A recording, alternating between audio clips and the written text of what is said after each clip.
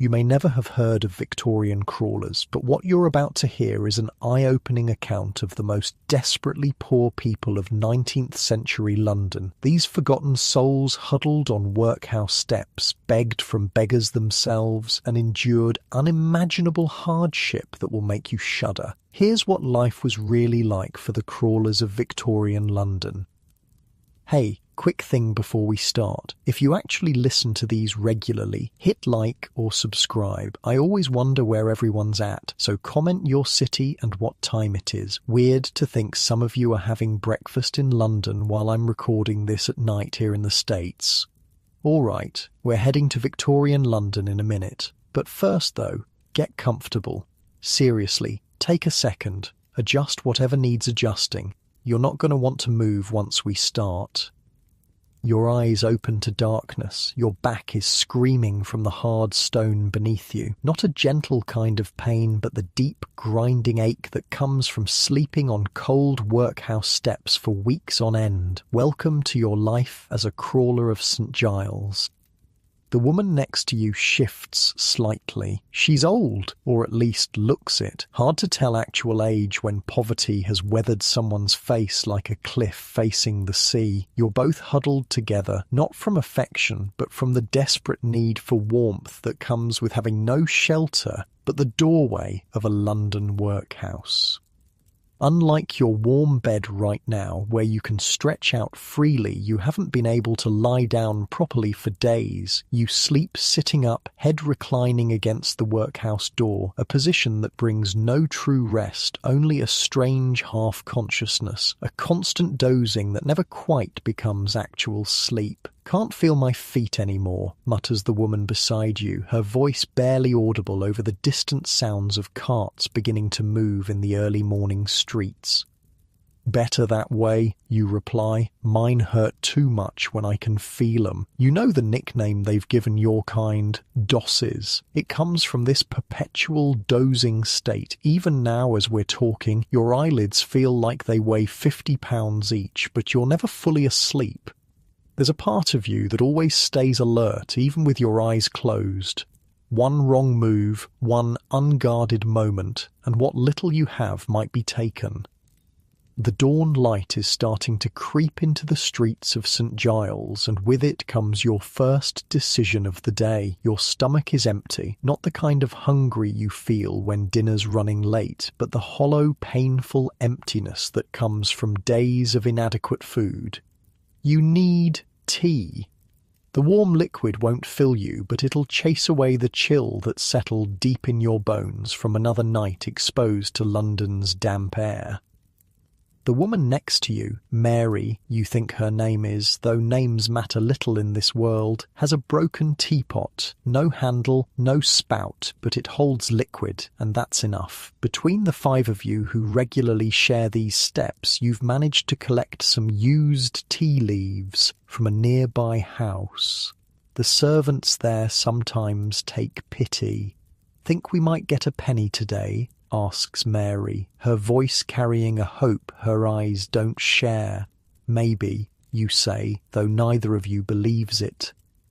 A penny. That's all it would take to buy fresh tea leaves instead of the used ones you've collected. 1 penny for a moment of comfort that people with homes wouldn't even think twice about.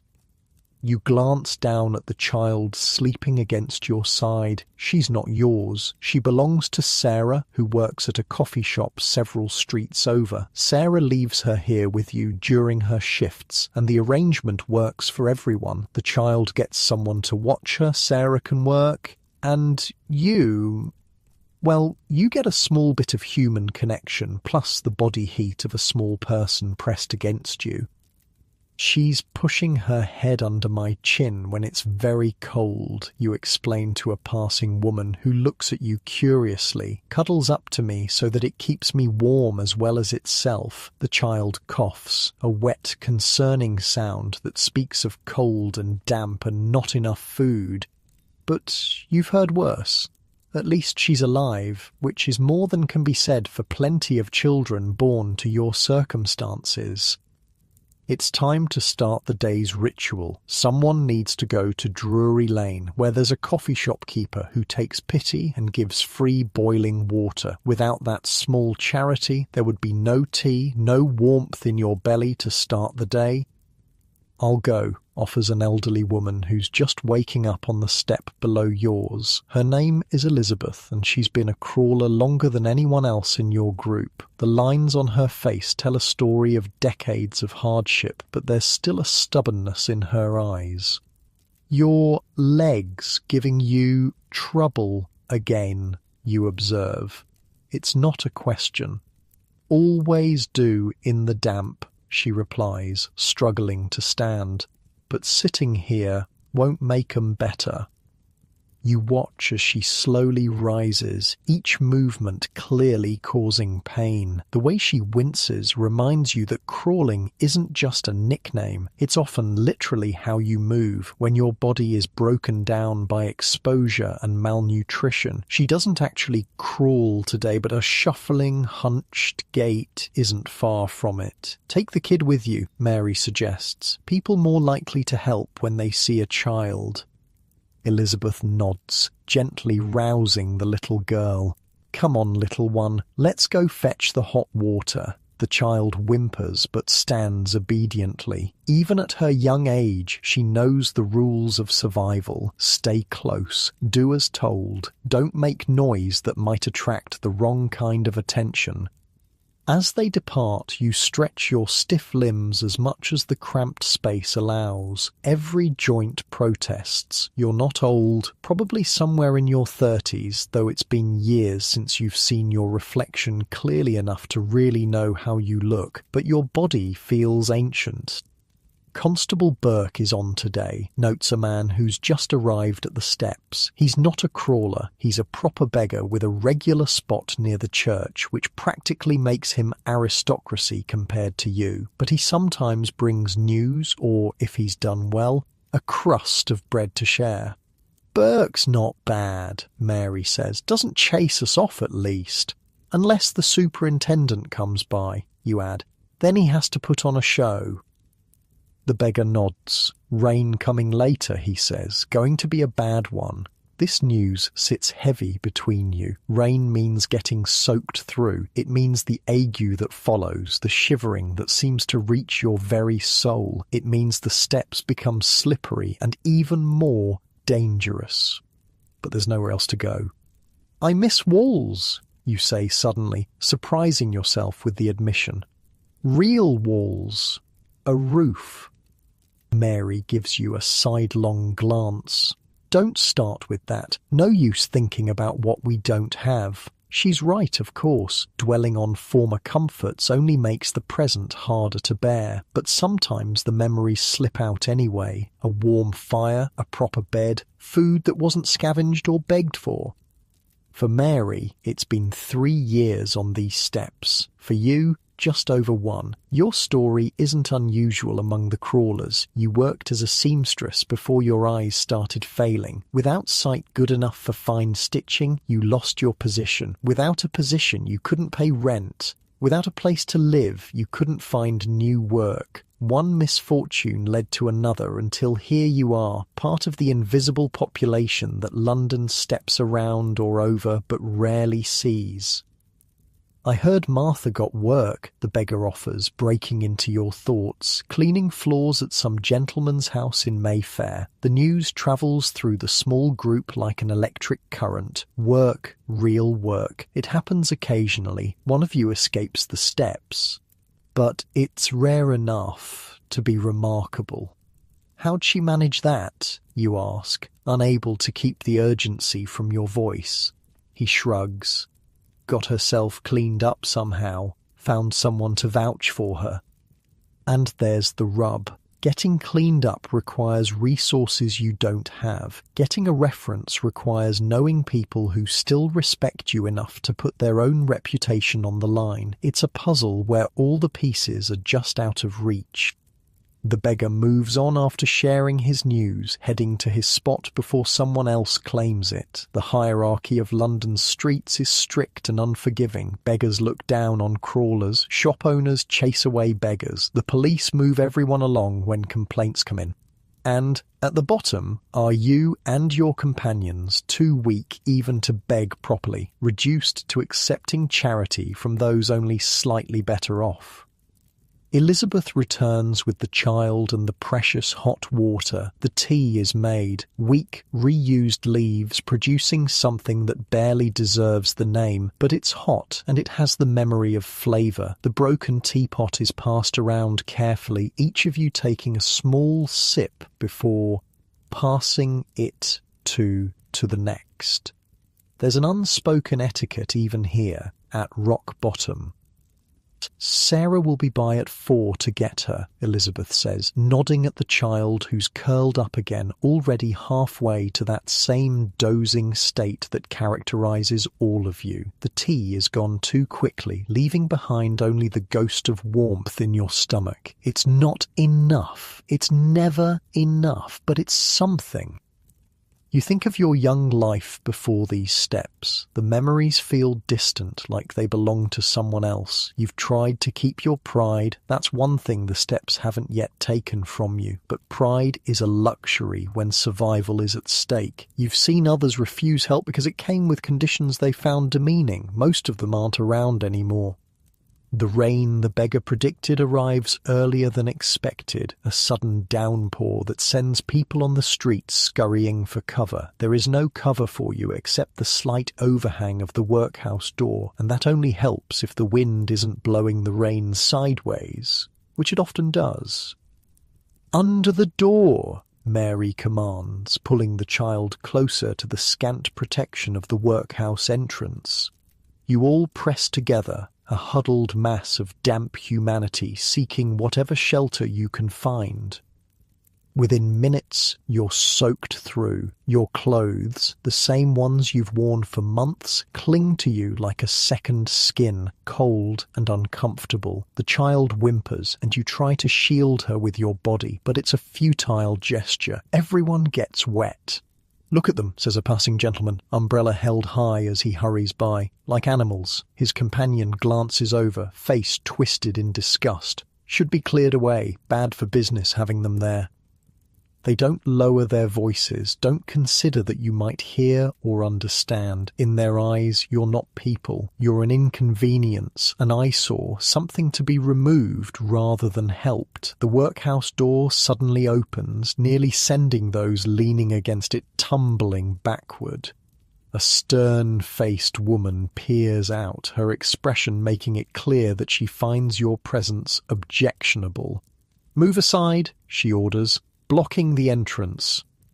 You shuffle to the edge of the steps, still trying to stay somewhat under the limited shelter of the entryway. The woman watches, arms folded. "You know the rules," she says. "You can come in and pick oakum for 3 days, or you can stay out here. Can't have it both ways." Picking oakum, the punishment task of unravelling old ropes until your fingers bleed, working for hours in exchange for a hard bed and barely edible food. It's considered a deterrent, not a help. The workhouse isn't meant to be comfortable. It's designed to be just barely preferable to death on the streets. And sometimes even that line blurs. "Got a place for the child?" you ask, nodding toward the little girl. The woman's face softens almost imperceptibly. Children's ward, but she can't leave when she pleases like the casual ward. She'd be committed properly, and that settles it. Sarah would lose her child if you took that option. The workhouse separates families as a matter of policy, believing poverty is somehow contagious among relations. "We'll manage," Mary says firmly, pulling the child closer. The door closes, leaving you all back in your original positions, but considerably wetter. The rain continues to fall, and you can already feel the chill settling into your bones. Tomorrow will bring aches, possibly fever, but that's tomorrow's problem. For now, you focus on the small task of surviving the next hour. Then, the hour after that. Breaking life into these tiny increments is the only way to keep going when the future holds no obvious hope. "Tell us about your son again," Elizabeth says to Mary as the rain drums on the stone around you. Mary's expression shifts, a shadow of her former self visible as she speaks of the boy she raised, now a young man of 15 with unjustifiable pride that keeps him from selling matches even as they both starve. "Could be working," she says, her voice carrying both frustration and defence. "Smart lad, but he says there are things he won't do, jobs beneath him." "No job beneath you when your belly's empty," Elizabeth comments. "He'll learn," Mary sighs. "Harder way than needs be, but he'll learn." The conversation drifts, as it often does among the crawlers, between immediate concerns, the rain, the cold, hunger, and distant dreams, a room with walls, steady work, enough food. The chasm between those two realities is so vast that the dreams might as well be fantasy. But they're necessary. Without them, what would be the point of enduring another day on these steps? The child has fallen asleep again, despite the rain and discomfort. Children adapt, you've noticed. They find ways to exist in whatever circumstances they're born to or thrust into. It's a kind of resilience that's both miraculous and heartbreaking. "Someone coming," warns Elizabeth, her eyes fixed on a figure moving purposefully toward your group. It's not the police or workhouse staff. They have a certain way of walking that signals authority and trouble. This is different. A woman, well-dressed, but not ostentatiously so, carrying something under her arm. "You there?" she calls as she approaches. "The child's mother. Is she here?" "Works at the coffee shop," Mary answers cautiously. "Back at 4. The woman nods, coming closer. She looks uncomfortable, like someone forcing herself to complete an unpleasant task. Her gaze keeps slipping away from your faces. "I'm from the Ladies' Charitable Association," she says, her voice clipped. "We've heard about the child being out in all weather. It's not proper care. A chill that has nothing to do with the rain runs through you. The child is now awake, sensing the tension, pressing herself against your side. She's well looked after," you say firmly. "Her mother works, does what she can. Nonetheless," the woman continues, "children should not be raised on the streets. We have an orphanage." "She's not an orphan," Elizabeth cuts in, her voice sharper than you've heard it. "She has a mother who loves her." The charity woman looks pained.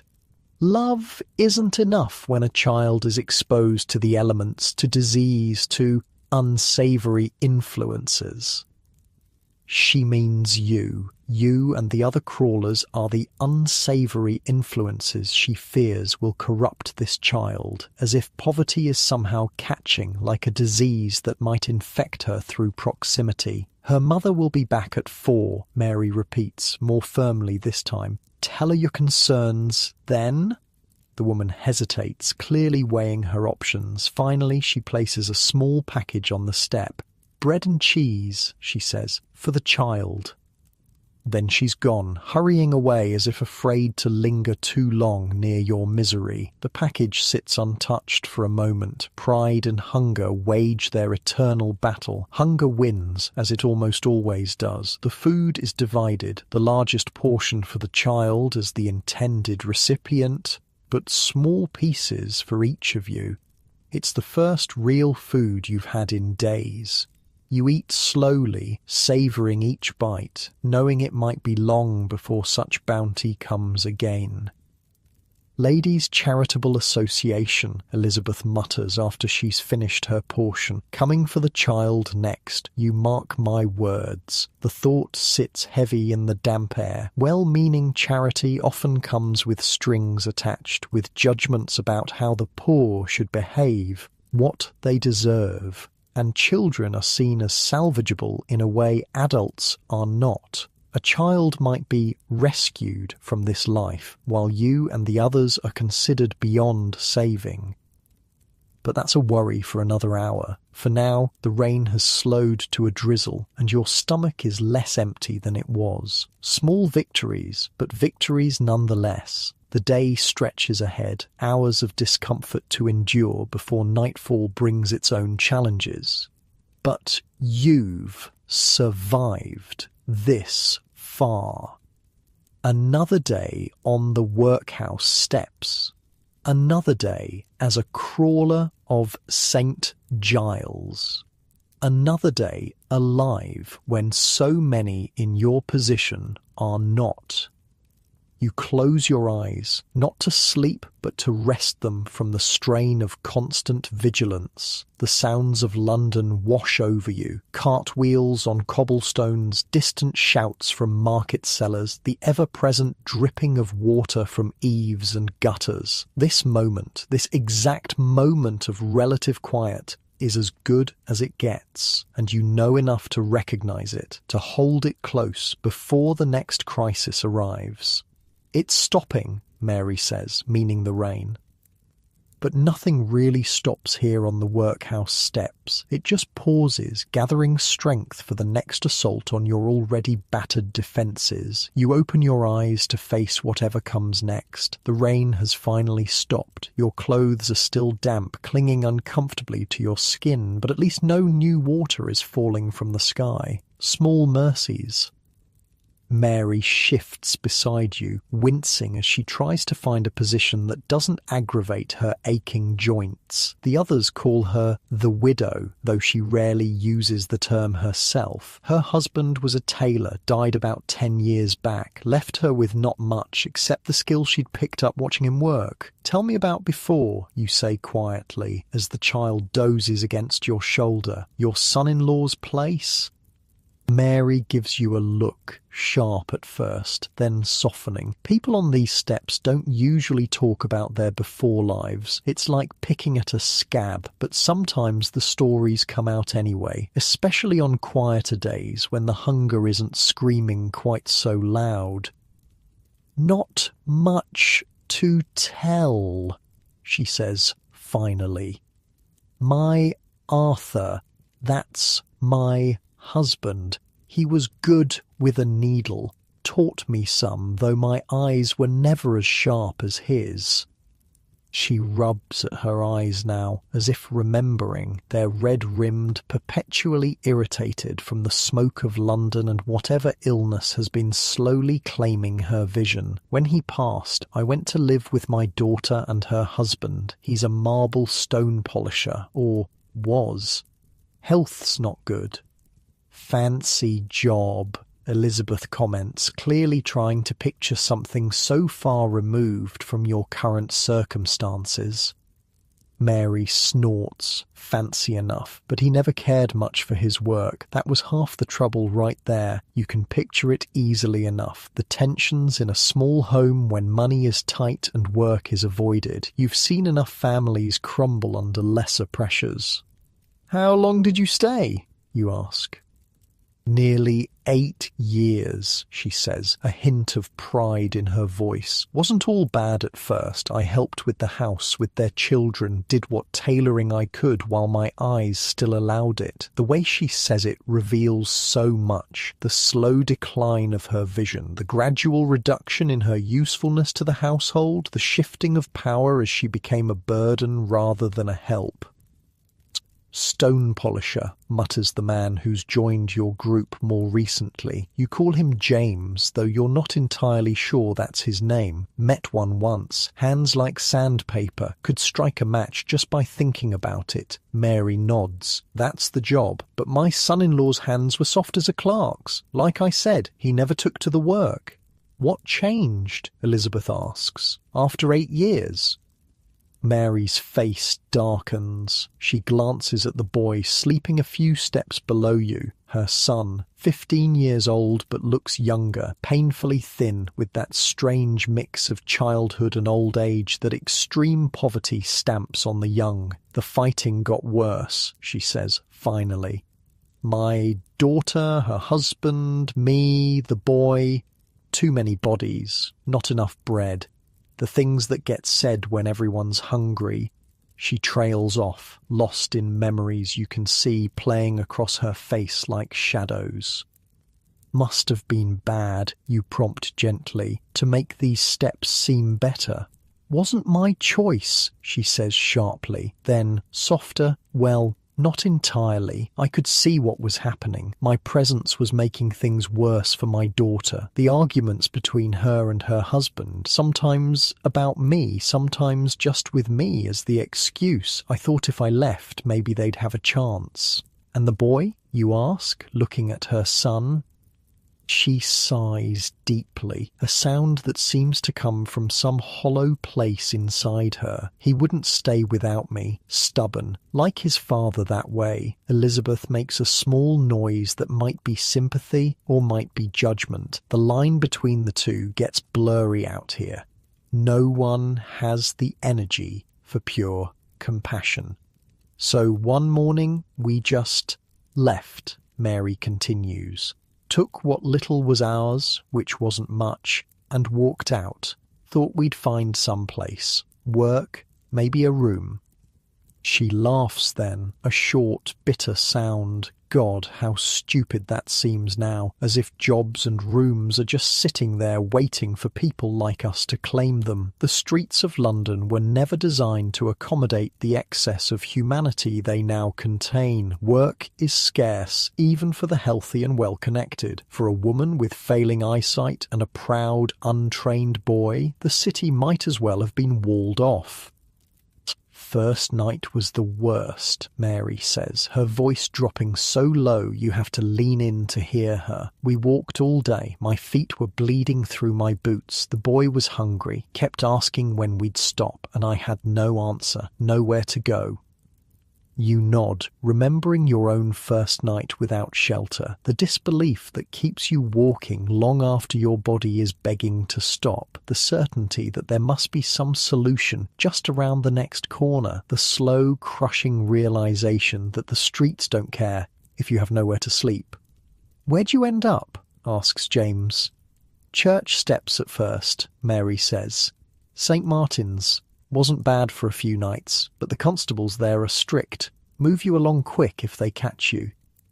That's how it goes in London, a constant shuffle from one marginally safe spot to another, never settling, never resting properly, until the body gives out enough that even that becomes impossible. Then you become a crawler, too weak to keep up the nomadic existence of the typical homeless. "Boy still has his pride," Mary says, glancing down at her son again. "Won't beg, won't sell matches, says it's beneath him." Elizabeth clucks her tongue, but there's a hint of approval in her eyes. Pride is a luxury none of you can afford, but you understand its appeal. When you have nothing else left, sometimes pride is the only possession that still feels like yours. "He's got no clothes," Mary continues, "everything pawned, covered in rags, but still gives himself airs above his station." She says this last part with a complicated mix of frustration and admiration. The boy stirs in his sleep as if sensing he's being discussed. He doesn't fully wake though. Sleep is precious currency out here, not to be wasted. "How'd you end up here specifically?" you ask, meaning these particular workhouse steps in St. Giles. Mary shrugs. "Heard there was a constable who didn't bother the crawlers much, and it was close enough to the coffee shop where we could sometimes get hot water." She nods toward the sleeping child. Then Sarah started bringing her little one, and it seemed like a good arrangement. The informal networks of London's destitute are invisible to those with homes and jobs, but they're as real and vital as any official institution. Information passes from person to person, which parishes offer bread on which days, which constables are cruel and which look the other way, where to find water, where to shelter when the weather turns deadly. "Boy used to cry at night," Mary says suddenly. "First few weeks, not any more." You all absorb this simple statement, understanding all it implies. Tears require energy, hope, belief that things should be different. Eventually, the body conserves what little resources it has. Crying becomes an unaffordable luxury. My Agnes is the same, says Sarah, who has appeared so quietly that you didn't notice her approach. She's early today, not yet 4 o'clock when she usually retrieves her child. Doesn't cry much anymore. Sarah looks marginally better than the rest of you. Working at the coffee shop has its benefits. She's indoors for hours each day, occasionally gets scraps of food, and most importantly, has a address of sorts that allows her to maintain a tenuous grip on respectability. But the cost is visible in her exhausted face, the way her hands tremble slightly from overwork. She's been sleeping, Elizabeth tells her, nodding toward the child. Had some bread and cheese earlier. Sarah's face lights up. Bread? Real bread? Lady from the Charitable Association, Mary explains. Came by looking for you, actually. Had concerns. The light in Sarah's face dims immediately. What kind of concerns? You all exchange glances. No one wants to be the one to say it. About the child being out here, Elizabeth finally says. In all weathers. Sarah's shoulders slump. As if I have a choice. As if there's anywhere else for her to be while I work. The charitable associations of London mean well mostly. They distribute food, old clothes, occasionally offer a night's shelter, but their help comes wrapped in judgment, in an unshakable belief that poverty is at least partially a moral failing. Their solution for a child on the streets is almost always the same. Removal to an institution where the pernicious influence of her pauper mother can be countered with strict moral instruction. What did you tell them? Sarah asks, gathering her still sleeping daughter into her arms. That you'd be back at 4, Mary says simply. And they left the bread, Elizabeth adds, as if this makes everything better. Sarah nods, but her eyes are worried. She knows, as you all do, that once the charitable ladies take notice, they rarely just go away. They'll be back with more questions, more solutions that solve everything except what really needs solving. I can't lose her, Sarah whispers, holding the child closer. You won't, Mary says, with more confidence than any of you feel. We'll figure something out. This is the strange paradox of your existence. You who have nothing still find ways to look out for each other. The shared teapot, the communal watch over Sarah's child, the pooling of information and what meagre resources you manage to acquire. It's not charity, it's survival. I heard a rumour, Sarah says, changing the subject with obvious effort, about the hop fields. The mood shifts instantly. The hop fields of Kent are a rare bright spot in the year for many of London's poorest. For a few weeks each autumn, there's work to be had harvesting hops for beer making. The work is hard, but the pay is relatively fair, and most importantly, it's available to almost anyone healthy enough to do it. No questions about your background, no permanent address required. When? Mary asks eagerly, suddenly looking more alert than she has all day. 3 weeks, they say, Sarah replies. They're taking names at the Bull and Crown for the wagons.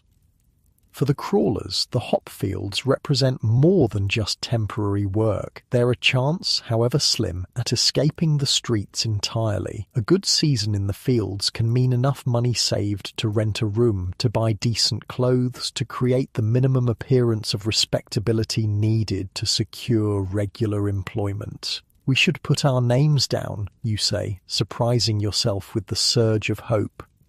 Elizabeth shakes her head. Need a shilling deposit for the wagon, refunded when you arrive, but still need it up front. And just like that, the hope flickers. A shilling might as well be £100 when you have nothing. I could... Sarah hesitates, clearly calculating in her head. I might be able to save a little from the coffee shop. Not enough for everyone, but maybe 1 or 2. The unspoken question hangs in the air. Who would get the chance if not everyone could go? Mary should, Elizabeth says firmly. Her and the boy, best chance of making something of it after. Mary looks startled. I couldn't take your chance. My bones won't last a day in the fields, Elizabeth says matter-of-factly. And the rest of us? She gestures vaguely, encompassing the various ailments and weaknesses that define your group. It's true, Mary, despite her failing eyes, is one of the stronger crawlers, and her son, if he could overcome his pride, is young and could earn well in the fields. They have the best chance of turning a hop-picking season into a real escape. My boy would never agree. Mary sighs, too proud to pick hops. Might be time he learned pride doesn't fill empty stomachs, James says bluntly. The conversation is interrupted by a commotion further down the street. A group of young men, clearly drunk despite the early hour, are shouting and shoving each other as they make their way toward the workhouse steps. Trouble, Elizabeth mutters. You all instinctively draw closer together. Street drunks are unpredictable. Sometimes they pass by with nothing worse than insults. Sometimes they're feeling generous and toss a penny or two, and sometimes they're looking for sport at the expense of those who can't fight back. "Wake the boy," you whisper to Mary. She shakes her son's shoulder gently. He comes awake immediately with the instant alertness that street life demands. "What is it?" he asks, voice still thick with sleep. "Just some rowdies," Mary says quietly. "Stay close." The young men are almost upon you now, 5 of them, well-dressed enough to suggest trades or clerk positions, old enough to know better than to harass the destitute, young enough not to care. "Well, look here," says the apparent leader, swaying slightly as he stops in front of your group. "A proper collection of dosses." His companions laugh too loudly. One of them mimics your hunched postures, drawing more laughter. "Don't engage," Elizabeth warns under her breath. "They'll tire of it faster. You keep your eyes down, focusing on a crack in the stone step. Experience has taught you that eye contact can be interpreted as a challenge, or worse, as an invitation to further interaction. "Oi! You!" the leader says, addressing Mary's son directly. "You look young enough to work. Why are you sitting with these old wrecks?" The boy stiffens but says nothing. His mother's hand tightens on his arm. "Asked you a question, boy," the drunk persists. Mary's son finally looks up, his face a mask of cold dignity that seems bizarrely out of place given his ragged appearance. "I am employed, sir, simply taking my rest." The lie is delivered with such perfect composure that for a moment even you almost believe it. The formal language, the respectful "sir," the implication that he's merely a working man taking a break. It's a performance designed to create distance between himself and the crawlers he sits among. The drunk blinks, momentarily thrown by the response. His companions exchange glances. "Employed doing what?" one of them asks suspiciously. Mary's son doesn't hesitate. "I assist my uncle in his literary pursuits. He's completing a volume on the economic conditions of the modern city." The fabrication is so specific, so confidently stated, that it creates confusion among the drunks. They weren't expecting articulate responses from the workhouse steps. "He's having you on, Tom," one of the young men mutters. "He's just a beggar." "I assure you, I am not," the boy continues, his voice taking on an even more refined quality. "Though I understand the confusion given my current attire, an unfortunate accident with a cart this morning quite ruined my proper clothes. You can hardly believe what you're hearing." The sheer audacity of the performance and the skill with which he's delivering it is astonishing. This is the unjustifiable pride Mary mentioned, manifesting as a complete rejection of his actual circumstances. The drunks are growing visibly uncomfortable. What started as an easy target for their amusement has turned into something they don't quite know how to handle. "If you'll excuse me," the boy concludes, "I must return to my work shortly. Good day, gentlemen." He delivers this last line with a slight nod, as if dismissing servants. The effect is so incongruous with his ragged appearance that the drunks actually back up a step. "Come on," their leader mutters. "Nothing worth bothering with here." They move on, casting confused glances back at your group as they go. When they're safely out of earshot, Elizabeth lets out a low whistle. "Well, I never," she says, looking at Mary's son with new respect. Where'd he learn to talk like that? Mary's expression is complicated, pride and worry battling for dominance. His father taught him his letters, and he's always had an ear for how the quality speak, picks it up from hanging around the better streets. The boy's face has already resumed its usual sullen expression. The performance, it seems, was for the benefit of the drunks only. "That was quite a story," you say to him directly. "About your uncle's book." He looks at you properly for the first time. "People believe what they expect to hear," he says with a shrug. "Those types expect everyone in our position to be ignorant, surprise them with a few big words and they don't know what to think." There's a sharp intelligence in his eyes that makes his current circumstances seem even more tragic. With education, with opportunities, what might he have become? "That trick won't work with the Hopfield foreman," James says, bringing the conversation back to the previous topic. "They want strong backs, not fancy talk." "I told you," Mary says tiredly, "he won't go to the fields." "I might," the boy says unexpectedly. Everyone turns to look at him in surprise. "If it meant getting off these steps," he continues, not meeting anyone's eyes. "If there was a real chance after, not just more of the same." The possibility of change hangs in the air between you all. It's dangerous hope. Out here, it usually leads to disappointment. But without it, what's the point of continuing at all? £1, Mary says softly. "That's what we'd need to save from the Hopfields. £1 would be enough to rent a room, get some proper clothes, have an address to give when applying for work." It doesn't sound like much. To most Londoners, £1 is a significant sum, but not an impossible one. From your current position, it might as well be a fortune. 3 weeks, Sarah says. "I'll try to put aside enough for the wagon deposit."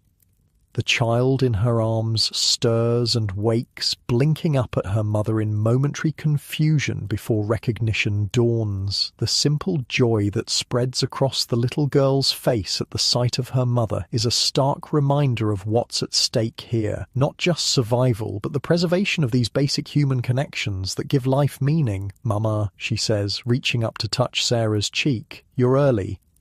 "Yes, my love," Sarah replies, the weariness in her face momentarily lifted. "I finished my work sooner today." It's another lie, of course. Sarah has likely sacrificed some of her already meagre pay to leave early, probably worried by the charitable lady's visit. But the child doesn't need to know that. "We had bread," the little girl announces importantly. "And cheese." "So I heard," Sarah says, forcing brightness into her voice. "What a treat." The simple exchange, the determined attempt at normalcy despite everything, catches in your throat. This is what separates crawlers from the truly lost souls of London's streets. This stubborn insistence on maintaining the forms of human connection, of care, of hope. "I should get her home," Sarah says, rising carefully with the child in her arms. By home, she means the corner of a shared room in a lodging house where they sleep for the few hours between her evening and morning shifts at the coffee shop. "I'll walk with you," Mary's son offers suddenly, getting to his feet. "Make sure you get there all right." There's an awkward pause as everyone absorbs this unexpected gallantry. Sarah hesitates, then nods with a small smile. "Thank you," she says, That would be kind. As they walk away, Mary watches her son with an expression you can't quite read. First time he's offered to help anyone in weeks, she says finally. The hop fields changed him, Elizabeth observes. Just the idea of them. Don't count on it lasting, James cautions. Hope is cheap until it's time to do the actual work.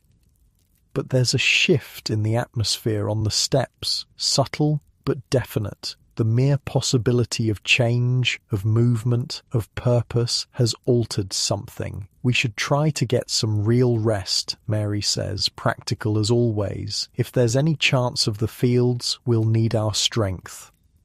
The suggestion would be laughable in other circumstances, as if the hard stone steps and constant exposure could ever provide real rest. But you understand what she means. Conservation of energy, preparation, the small ways you can ready your bodies for the opportunity ahead, should it actually materialize. You settle back against the workhouse door, finding the least uncomfortable position possible. Your clothes are almost dry now, though they carry the damp chill that never quite leaves them in London's perpetual moisture. For the first time in longer than you can remember, you allow yourself to imagine a different future. Not a grand one. You're not dreaming of mansions or carriages. Just a room, walls, a bed, even a shared one. Work that pays enough to eat regularly. It seems so modest, this dream, so attainable in theory, and yet from the workhouse steps, it might as well be the moon. Still, as you drift into that familiar half-sleep of the crawlers, the image stays with you. A room, a pound from the hop fields, a way back into the world that has stepped over and around you for so long.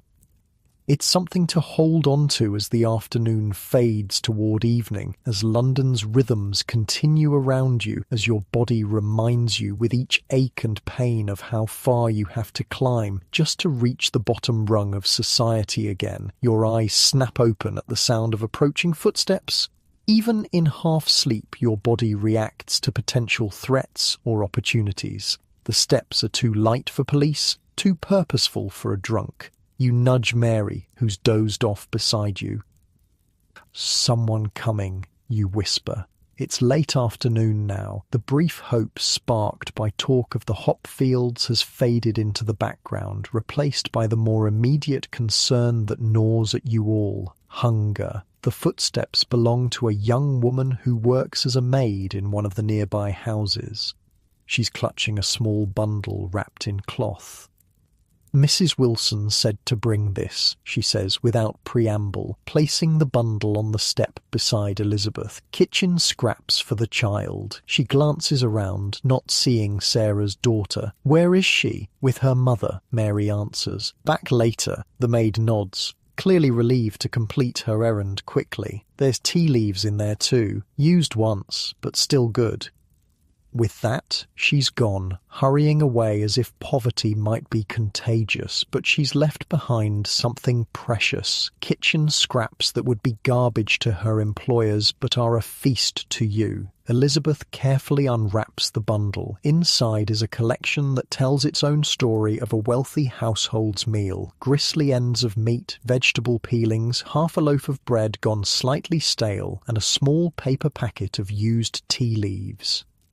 Christ, look at that bread, James says, his voice reverent. The bread alone is better than anything you've seen in days. Not the heel or crust that you usually fight over, but actual middle slices, just a bit too stale for delicate palates. We should wait, Elizabeth says, though her eyes don't leave the food. Save some for Sarah and the little one. Save the bread, Mary suggests, practical as always, but that meat won't keep in this heat. No one argues with this assessment. The meat scraps are already attracting flies in the warm afternoon air. Better to eat them now than let them spoil. Elizabeth divides the meat pieces with the precision of someone who's turned food distribution into an art. No one gets exactly the same amount. That would be impossible with such irregular pieces, but she ensures that the portions are fair in their own way. More for those who need it most, considering size, health, how long since someone last ate.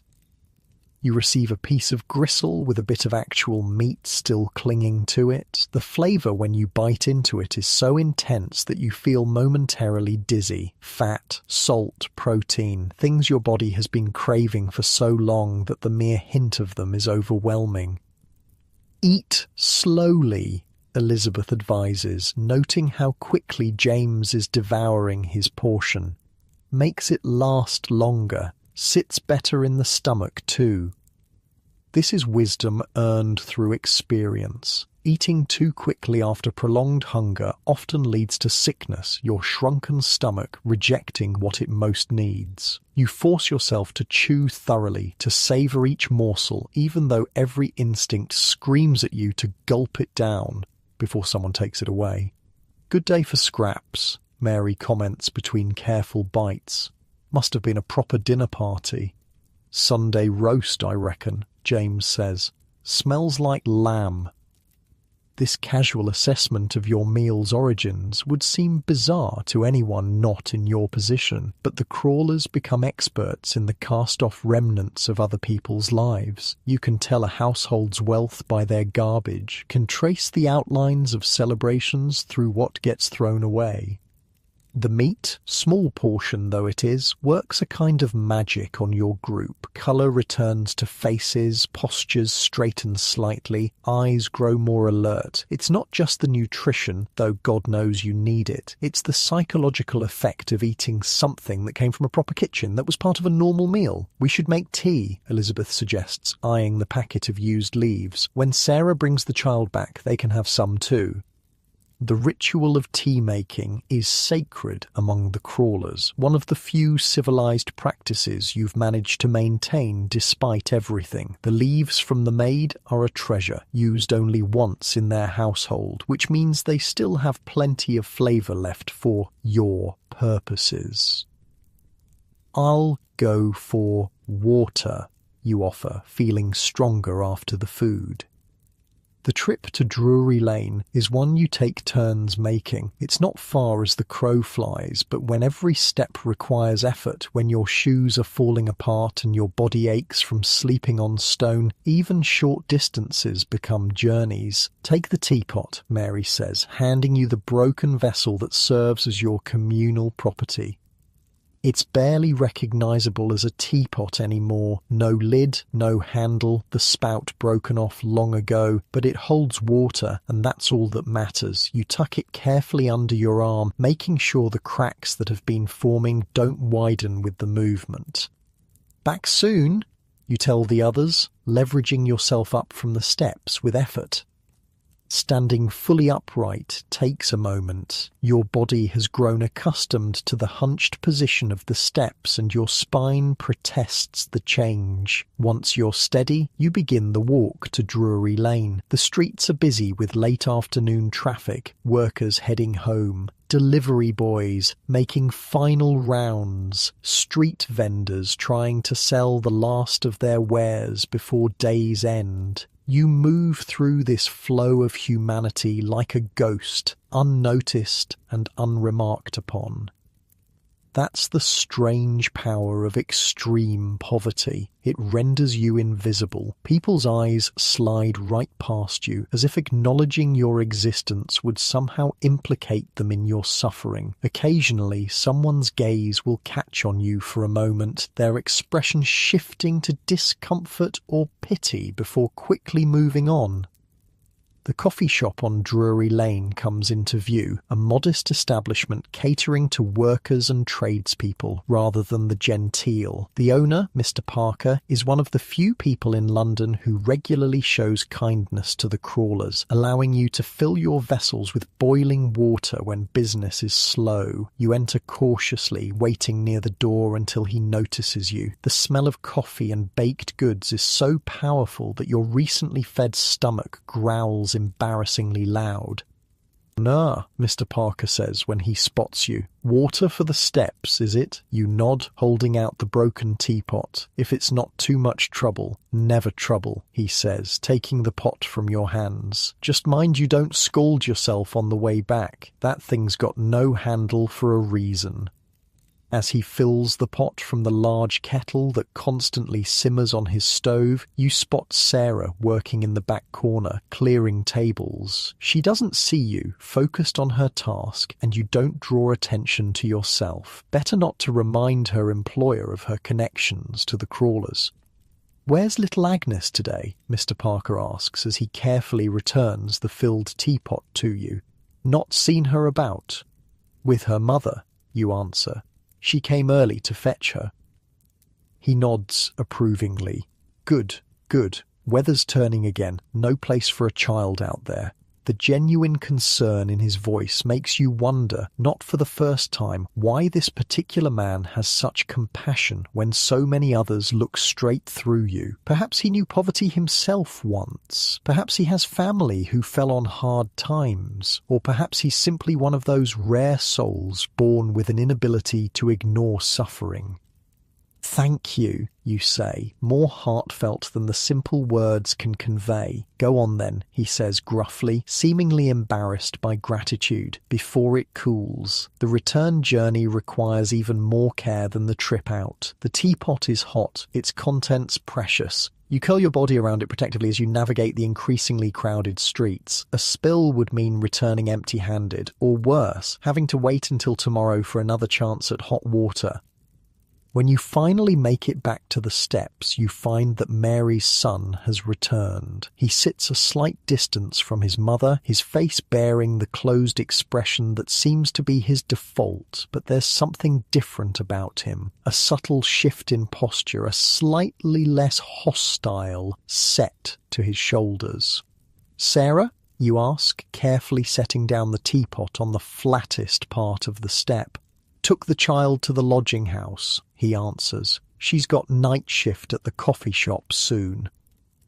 The others gather around as Elizabeth begins the delicate process of brewing the tea. The used leaves go into the bottom of the pot, swirling in the hot water as she gently agitates it with a stick. "Any word on the hop fields?" you ask Mary's son, curious about what might have prompted his slight change in demeanour. He glances at you, then away. "Stopped by the Bull and Crown. They're taking names starting Monday. Need a shilling deposit like you said."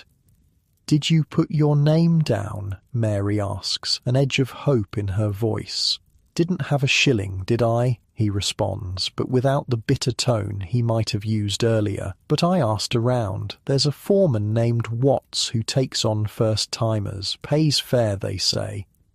It's the most you've heard him speak at one go, and the most engaged he seemed in anything since you've known him. The prospect of the hop fields has kindled something in him, a spark of purpose that poverty had nearly extinguished. "Tea's ready," Elizabeth announces. The brewing time is short, used leaves don't need to steep long, and the resulting liquid is pale, more memory of tea than actual tea. But it's hot, and it contains trace amounts of the caffeine and tannins your bodies crave.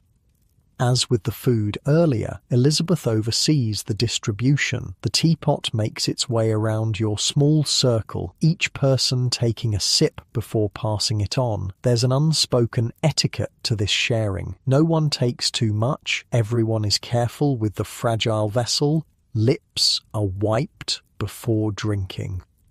"Told Sarah about the fields," Mary's son says after taking his turn at the teapot. "She thinks she might be able to get the deposit money. For 2, maybe." Mary's eyes widen slightly. "She'd do that? Why?" He shrugs. "Says she owes us for watching the kid." The simple transaction, childcare in exchange for a chance at the hop fields, makes perfect sense in the economy of the streets. No one here expects charity without reason. Everything is exchange. Everything has its price, even kindness. "If we get to the fields," Mary says carefully, her eyes on her son, "and if we earn enough, we could send back for the others." It's a generous thought, but one that everyone recognises as unlikely. The hop-picking season is short, the work hard, and the pay, while good compared to nothing, is hardly enough to fund multiple journeys or deposits. "One step at a time," Elizabeth says gently. "First, get the deposit, then get to the fields, then worry about the rest." This wisdom, focusing on the immediate challenge rather than distant possibilities, is another survival skill of the streets. Dreams are dangerous luxuries when they distract from the urgent needs of the present. The tea is finished all too quickly, the pot making only 2 rounds before the liquid is gone. But its effects linger. Warmth in your belly, a slight alertness that pushes back against the perpetual fatigue. Might be a church service tonight, James says, changing the subject. St. Andrew's, they give bread after. This information passes through the group with interest. Religious services are one of the few reliable sources of charity, though they come with the expected price of sitting through sermons, often specifically designed to address the moral failings believed to cause poverty. What time? Mary asks. 7, I think. James replies. Temperance meeting after. Elizabeth snorts. Temperance, as if drink is our biggest worry. The absurdity of temperance lectures to people who can't afford food, let alone alcohol, brings a rare moment of humour to the steps. Even Mary's son cracks what might almost be a smile. Still, Mary says practically worth it for the bread. And it's dry inside, you add, glancing at the sky where clouds are gathering again. Might rain later. The calculation is simple. Endure an hour of being told that moral weakness is the cause of your suffering in exchange for bread and shelter from the rain. It's an easy trade when you have so few options. What about the boy? Elizabeth asks, nodding toward Mary's son. Will he come? There's a moment of silence as everyone looks at the young man. His pride has kept him from many such charity opportunities before, deeming them too demeaning. I'll come, he says after a pause. If there's bread, another small victory for practicality over pride. Something is shifting in him, whether from hunger or the prospect of the hop fields or some internal reckoning only he knows. As the afternoon wears on, more crawlers arrive at the steps, drawn by the approaching evening and the relative safety of numbers. Some you know by name, others just by sight. Each has their own story of how they ended up here, though the broad strokes are often similar. Illness, job loss, family breakdown, the merciless mathematics of London poverty where one misfortune cascades into complete destitution. A woman you know as Hannah arrives, taking a spot on the lower steps. She's in her 40s perhaps, though she looks older, with a persistent cough that makes everyone maintain a careful distance. Consumption is one of the many spectres that haunt the crawlers. Passing easily, in the close quarters you're forced to share. Heard there's church bread tonight, she says by way of greeting, her voice raspy from coughing. St. Andrew's at 7, James confirms. We're going. Hannah nods, settling herself as comfortably as possible on the hard stone. Police cleared out the arches yesterday. Everyone scattered. This news travels through the group with ripples of concern. The arches, the spaces under railway bridges where many homeless seek shelter. This means more people competing for the limited safe spaces like your workhouse steps. They won't bother us here, Elizabeth says with more confidence than anyone feels. Burke's on tonight. He leaves us be. The conversation turns to other news from around the neighbourhood. Which parishes are offering relief? Which areas are seeing increased police presence? Which lodging houses might take in someone without the full payment up front? This exchange of information is another survival mechanism, a way of navigating the treacherous landscape of poverty. As you talk, Mary's son slips away without announcement. He returns 20 minutes later carrying something wrapped in newspaper. What's that? Mary asks, suspicion and hope mingling in her voice. He unwraps the package to reveal a slightly bruised apple and half a meat pie that's seen better days. Where'd you get those? Mary demands. Didn't steal them, if that's what you're thinking, he says defensively. Helped unload a cart at the market, payment in kind. It's such a normal transaction, work exchanged for food, and yet it feels momentous, a step back toward the regular world of earning and consuming, away from the passive desperation of the steps. He breaks the apple into quarters, carefully cutting around the worst bruises with a small knife he produces from somewhere in his ragged clothes. The pie he divides with equal precision. Neither would be enough for one person in normal circumstances, but shared between your small group, it's an unexpected bounty. What kind of work? Mary asks as she accepts her portion, clearly trying to sound casual. Just loading, he says with a shrug. Nothing fancy, but the fellow said he might need help again tomorrow. The prospect of regular work, however minor, adds another layer to the cautious hope building among your group. First the hop fields, now this. Small things barely worth noticing in the grand scheme of London's economy, but seismic shifts in your limited world. The pie, though cold and slightly stale, tastes incredible. It's proper food, prepared in a kitchen, sold in a shop, a far cry from the scraps and charity bread that form the bulk of your diet. You savour each tiny bite, making it last as long as possible.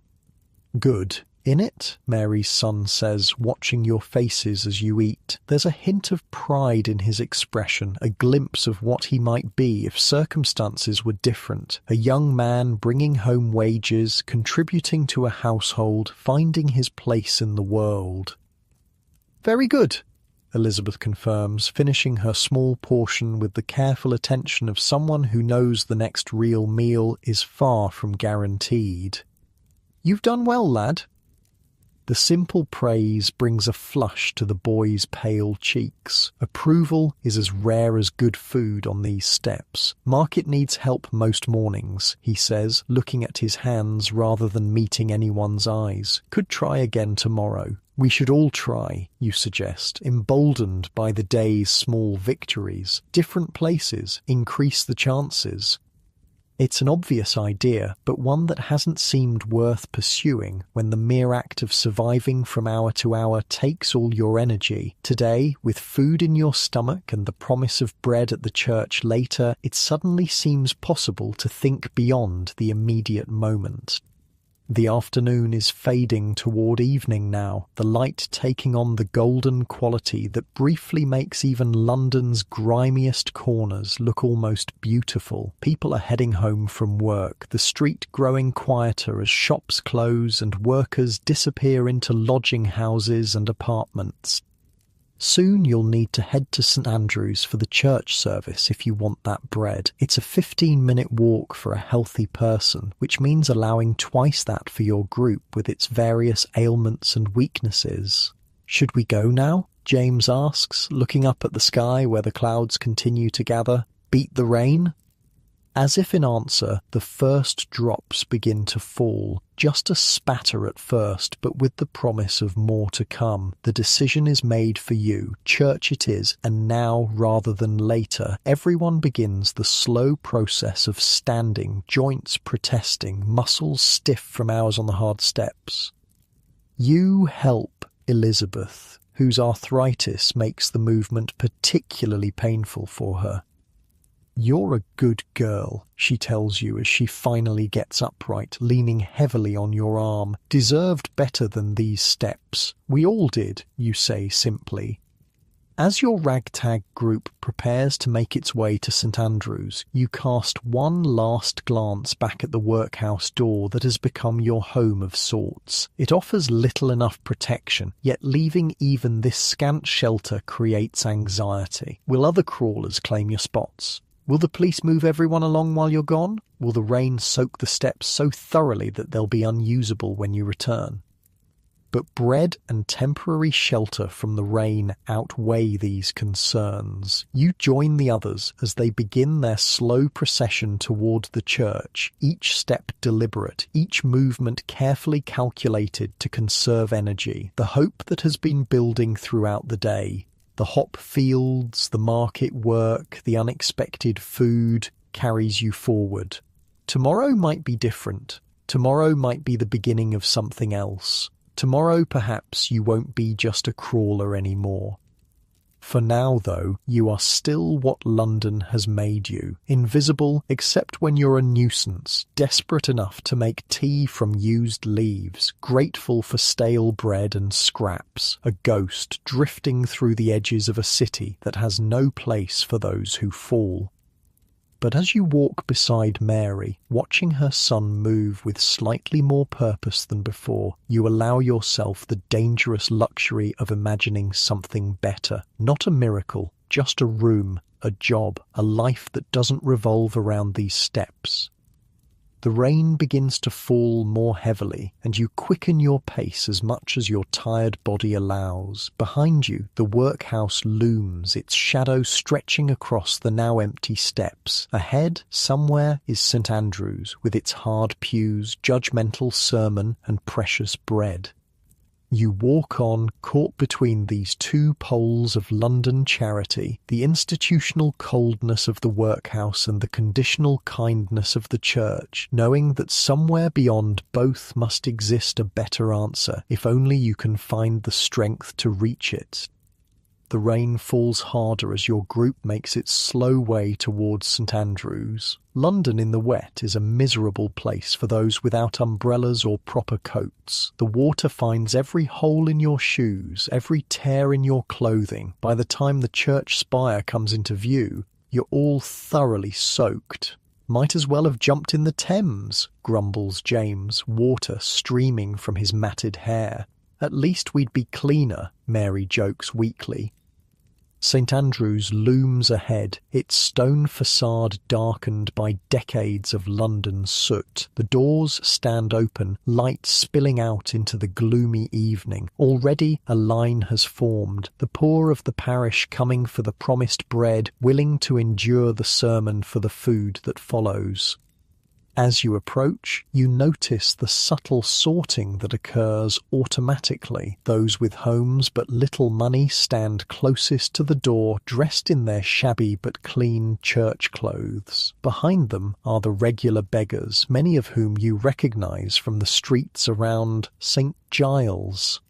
And at the very back, by unspoken agreement, are your kind, the crawlers, deemed too ragged, too dirty, too hopeless even for the company of ordinary beggars.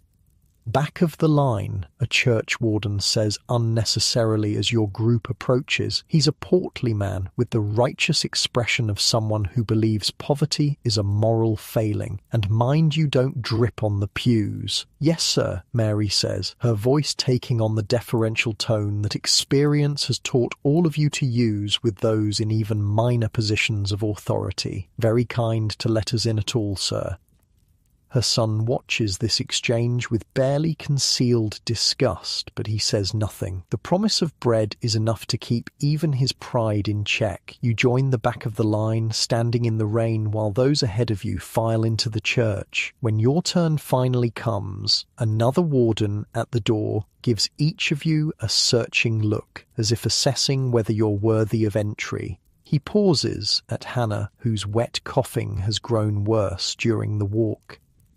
"No consumptives," he says firmly. "Health risk to the congregation." Hannah's face falls. "Please, sir, just for the bread. I'll stay at the very back." "Rules are rules," he says, unmoved. "There's the workhouse for your sort." Elizabeth steps forward, her ancient dignity somehow intact despite her soaked appearance. "She comes with us, or none of us come," she says quietly. "Your choice."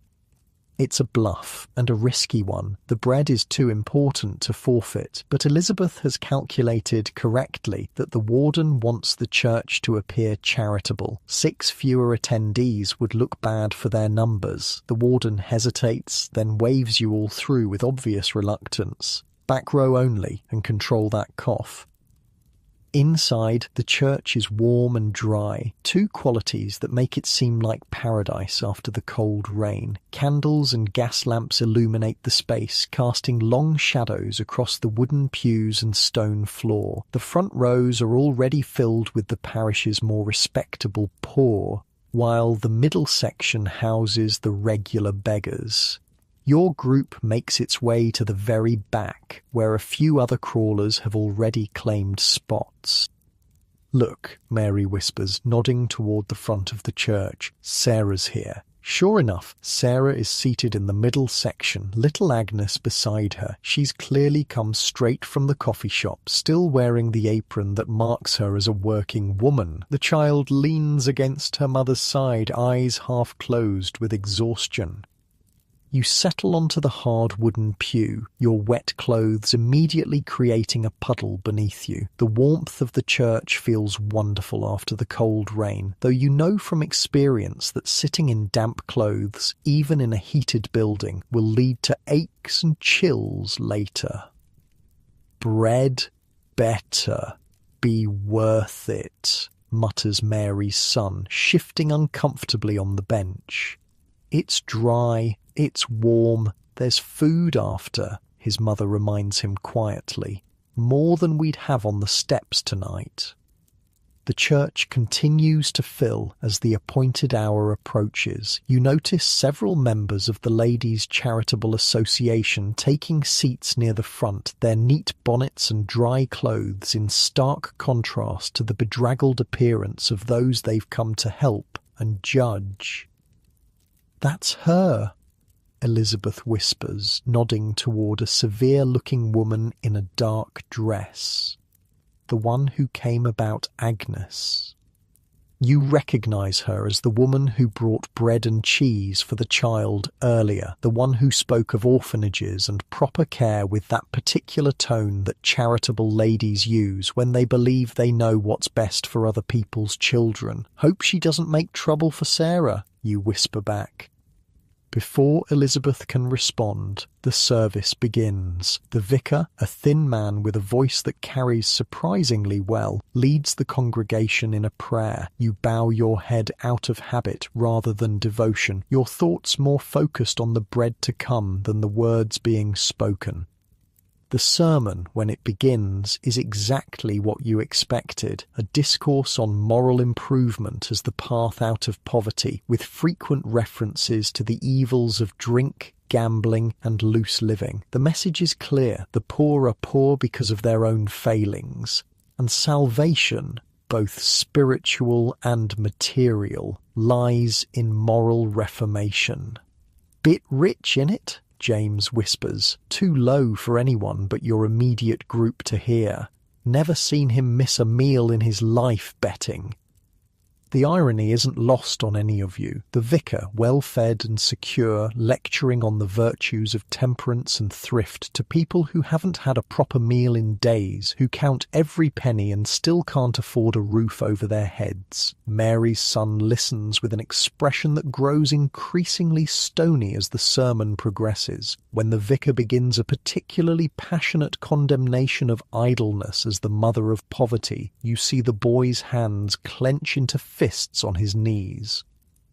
"Easy," Mary murmurs, placing a weathered hand over his. "Bread, remember?" The sermon seems to last an eternity, though in reality it's probably no more than 30 minutes. Throughout, Hannah struggles to suppress her cough, earning glares from the warden whenever she fails. The atmosphere in the church grows increasingly stuffy as wet clothes steam in the warmth, creating a fog of damp wool and unwashed bodies that rises toward the vaulted ceiling. Finally, the vicar concludes with a prayer for the moral improvement of his congregation, followed by an announcement about the bread distribution that will take place in the parish hall adjoining the church. "Orderly lines," he instructs, as if speaking to children. "Women and children first, then men. Those from the workhouse steps at the very end." This last directive brings a murmur of discontent from your section, quickly silenced by a sharp look from the wardens. The hierarchy is clear and non-negotiable. Even among the poor, there are divisions, and crawlers are at the bottom. The congregation files out toward the parish hall, maintaining the same invisible but rigid sorting that governed their entry. Your group waits, as instructed, until the very end. As you pass through the doorway connecting the church to the hall, you spot Sarah and Agnes, already receiving their bread from one of the Ladies' Association members, the same severe woman who visited the steps earlier. The woman is speaking to Sarah, her expression concerned but unyielding. Sarah keeps shaking her head, holding Agnes closer to her side. Even from a distance, the tension in the exchange is obvious. Trouble, Elizabeth observes quietly. You make your way to the breadline, moving as quickly as your tired bodies allow. By the time you reach the table where the distribution is happening, Sarah and Agnes have been escorted to a side room by the charitable lady and another woman from the association. "1 piece each," says the man, handing out the bread, barely looking at your group. "Take it and go." The bread is fresh, at least, large leaves cut into thick slices. Each piece would sell for a penny at a bakery, making it a significant windfall for people in your position. You accept your portion with the appropriate show of gratitude, tucking it carefully into a pocket to keep it as dry as possible for the journey back.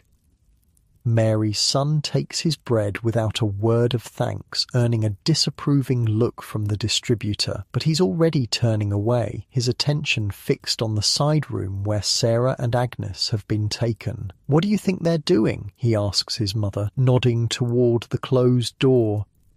"Nothing good," Mary replies grimly. "Those ladies have decided Agnes needs saving, I'd wager." The bread distribution continues efficiently, each crawler receiving their portion and moving aside for the next. When everyone in your group has their share, you gather near the exit, reluctant to head back into the rain, but aware that your welcome in the warm, dry hall is limited. "Should we wait for Sarah?" you ask, glancing toward the side room. "Make sure she's all right?" Before anyone can answer, the door opens and Sarah emerges with Agnes in her arms. The child is crying softly, her face pressed against her mother's neck. Sarah herself looks pale and shaken, but there's a determined set to her jaw. She spots your group and makes her way over, ignoring the disapproving looks from the Ladies' Association members who follow her from the room. "They want to take her," she says without preamble, her voice low and urgent. "Say a child needs a proper home, not a lodging house room and workhouse steps. They can't just take her," Mary says, though her tone suggests she's not entirely convinced of this. "You're her mother."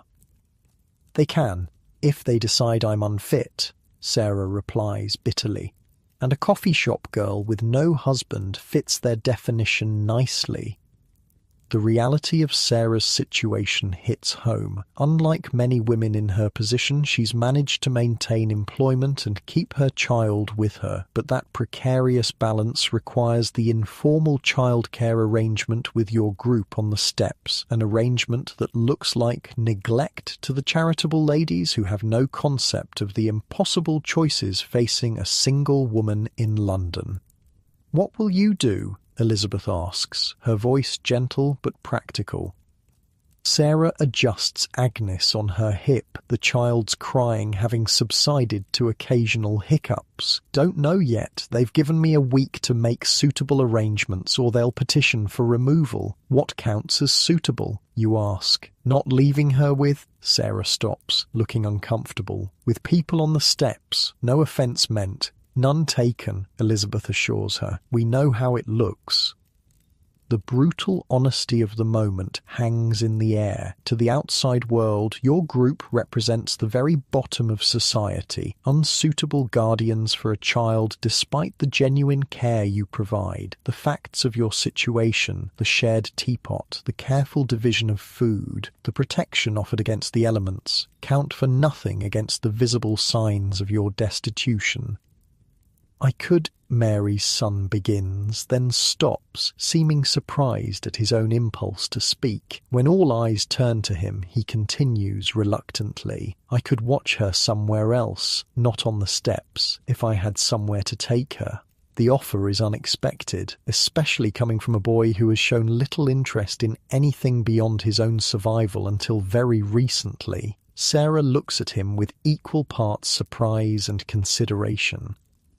"The market," you suggest, making the connection. "If you're working there and it's undercover," Mary's son nods slowly. "Manager seemed to think I might be useful. If I had regular work, I could keep an eye on her there. Better than the steps, anyway." "The ladies wouldn't like a market." "Much better," Sarah says doubtfully. "Better than our current arrangement," Mary points out. "And if he's working, being paid, that's respectable. You could say he's a proper childminder you're paying."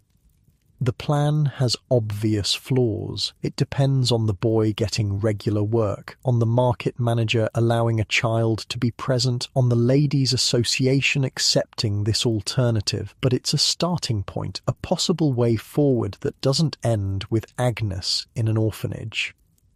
"Let me talk to the manager tomorrow," the boy says with newfound determination. "See what's possible." Sarah looks at him for a long moment, clearly weighing his reliability against her limited options. "All right," she says finally, "it's worth trying." "Mrs. Collins," calls one of the charity ladies, approaching your group with obvious reluctance to come too close. "Your shift begins soon, does it not? Perhaps you should be on your way." Sarah straightens, adjusting her expression to one of appropriate deference. "Yes, ma'am, just making arrangements for Agnes, as you suggested."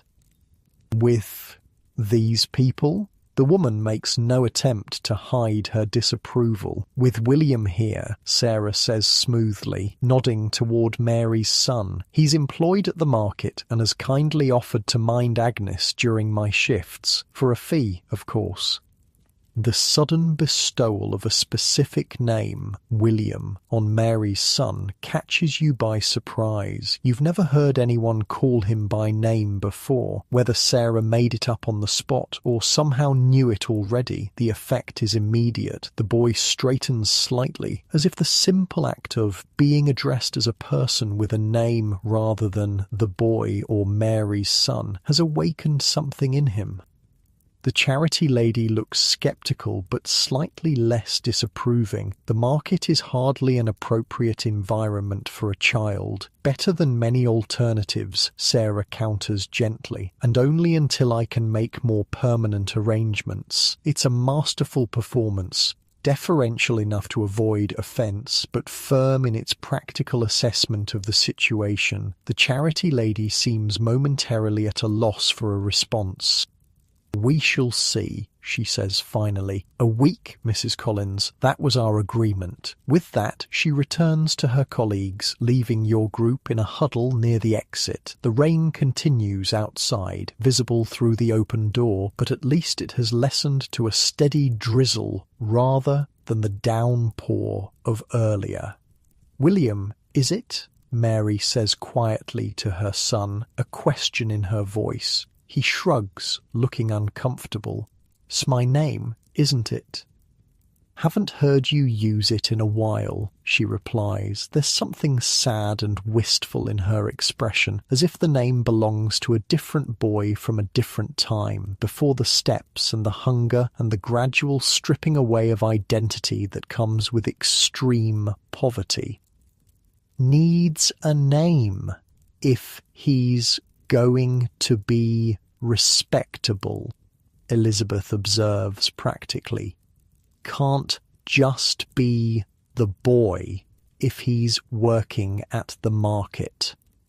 William, and it's strange even in your thoughts to suddenly attach a specific name to someone you've known only as an extension of his mother, looks both embarrassed and pleased by this small recognition of his personhood. "Better get back to the steps," James says, nodding toward the darkening sky visible through the door. "Beat the night crowds."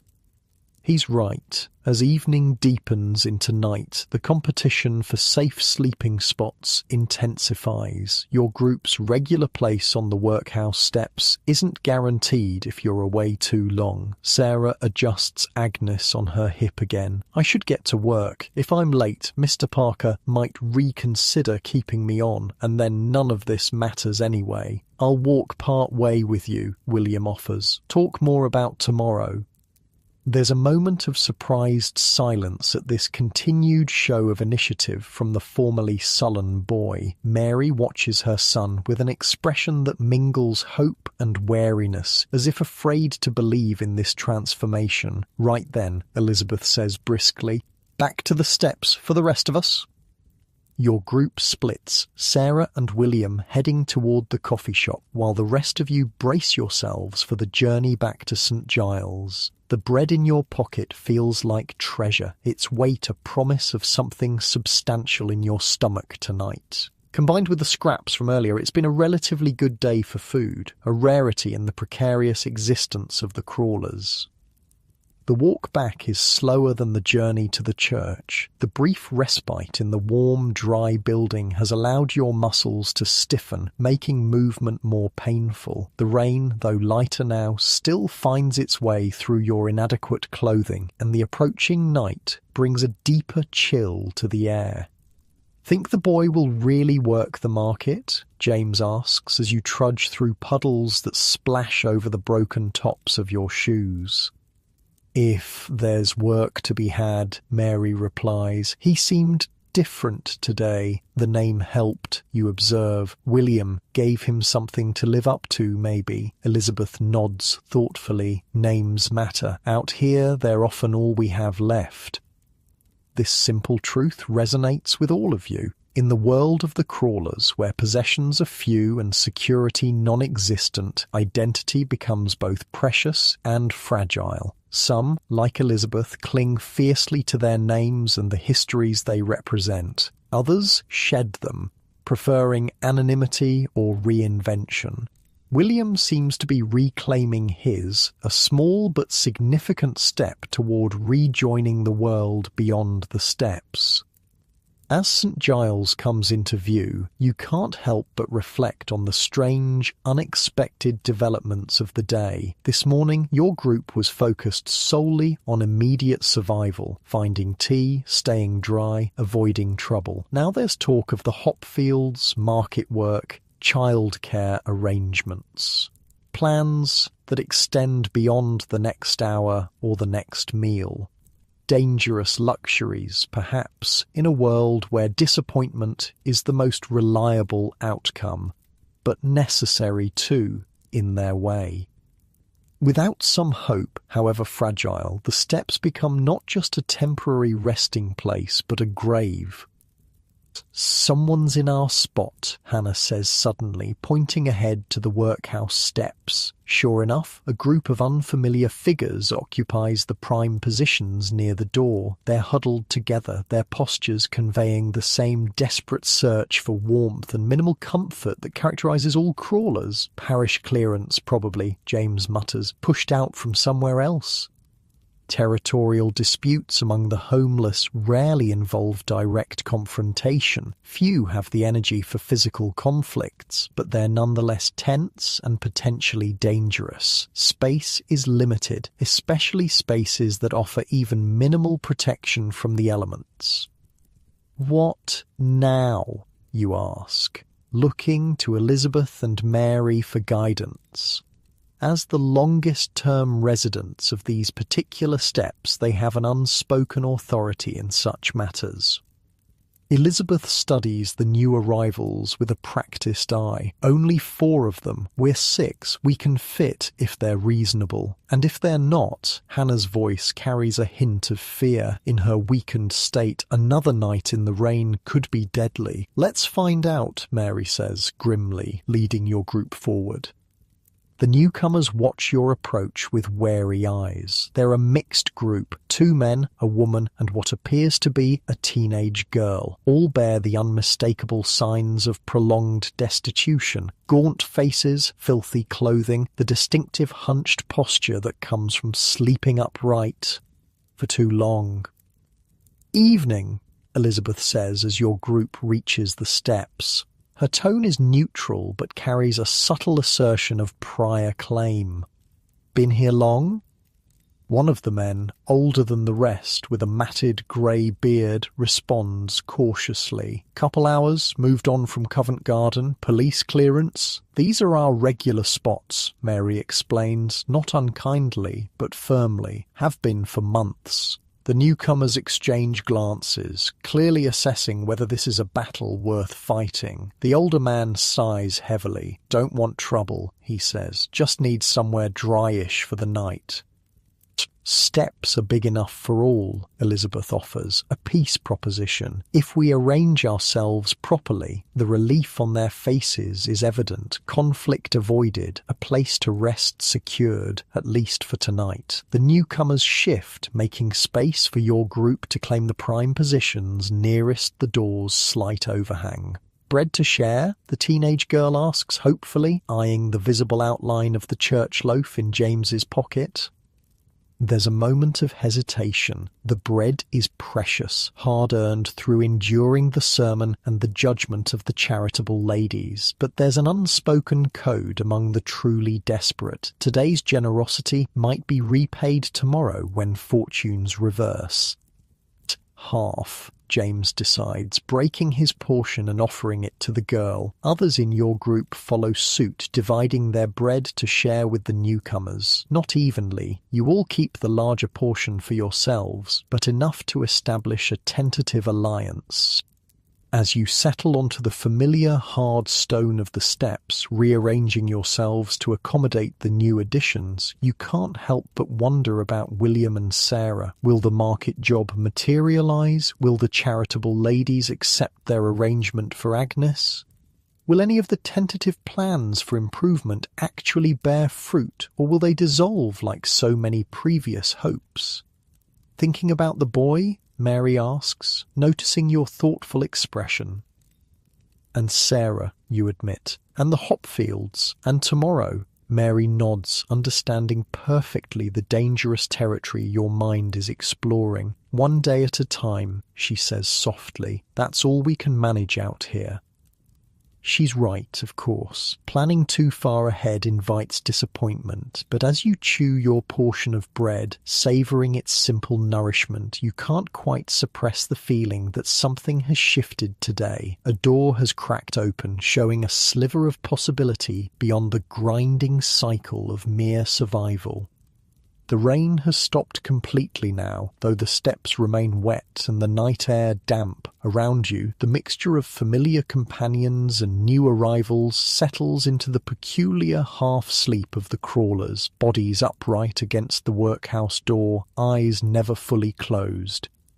Tomorrow, William will try the market again. Tomorrow, Sarah will begin her week of proving herself a fit mother. Tomorrow may bring news of the hop fields, or new calamities, or simply more of the same endless struggle to exist.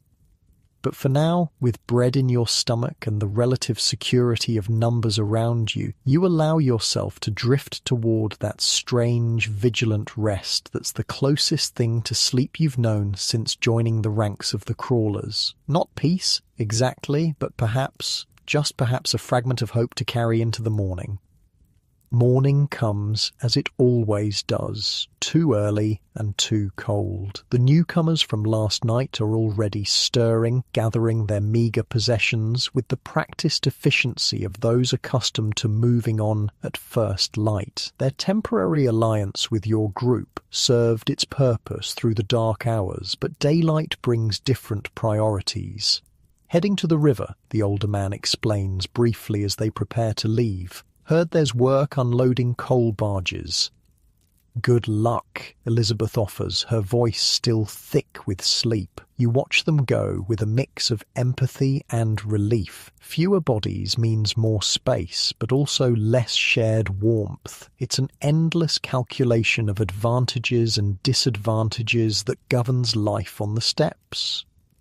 Mary is already fully awake, her eyes fixed on the street. Watching for William, you realise He never returned last night after walking with Sarah toward the coffee shop. He'll be fine, you tell her, though you have no basis for this assurance. Always is, she replies, but the worry in her eyes betrays her, too stubborn not to be. As the morning light strengthens, illuminating the grime and damp of your surroundings, you notice a figure approaching from the direction of Drury Lane. Not William, but a woman you've seen occasionally on the steps, a tall, bony figure with grey hair visible beneath a tattered scarf. The crawlers call her Scotty because of her distinctive accent, a remnant of a life before London's streets claimed her. "Look who's back," Hannah murmurs, nodding toward the approaching figure.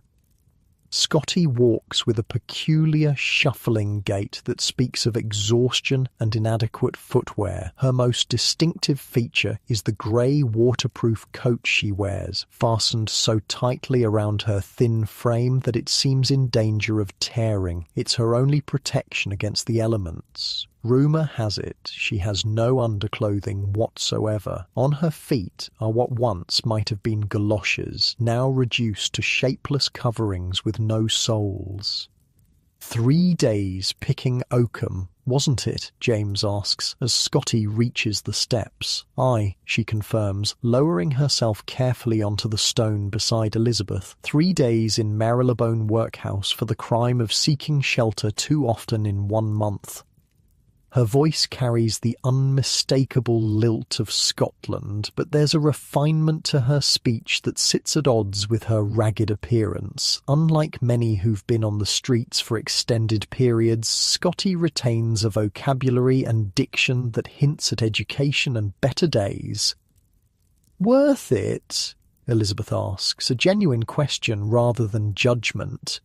The calculation, 3 days of hard labour in exchange for 1 night of indoor shelter, is one every crawler has contemplated at some point.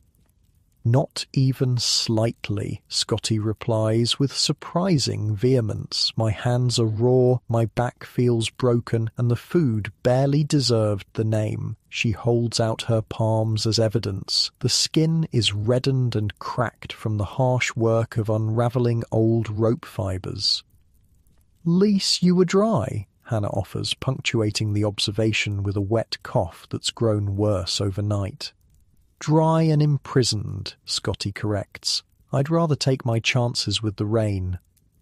There's a fierce pride in her statement that you've noticed before in Scotty. Unlike many on the steps who've been worn down to passive acceptance, she maintains a kind of defiant dignity, a refusal to be grateful for the meagre crumbs of charity thrown her way. "Any tea this morning?" she asks, glancing at the broken teapot that sits beside Mary. "Not yet," Mary answers, "waiting on hot water, but we've bread to share if you're hungry."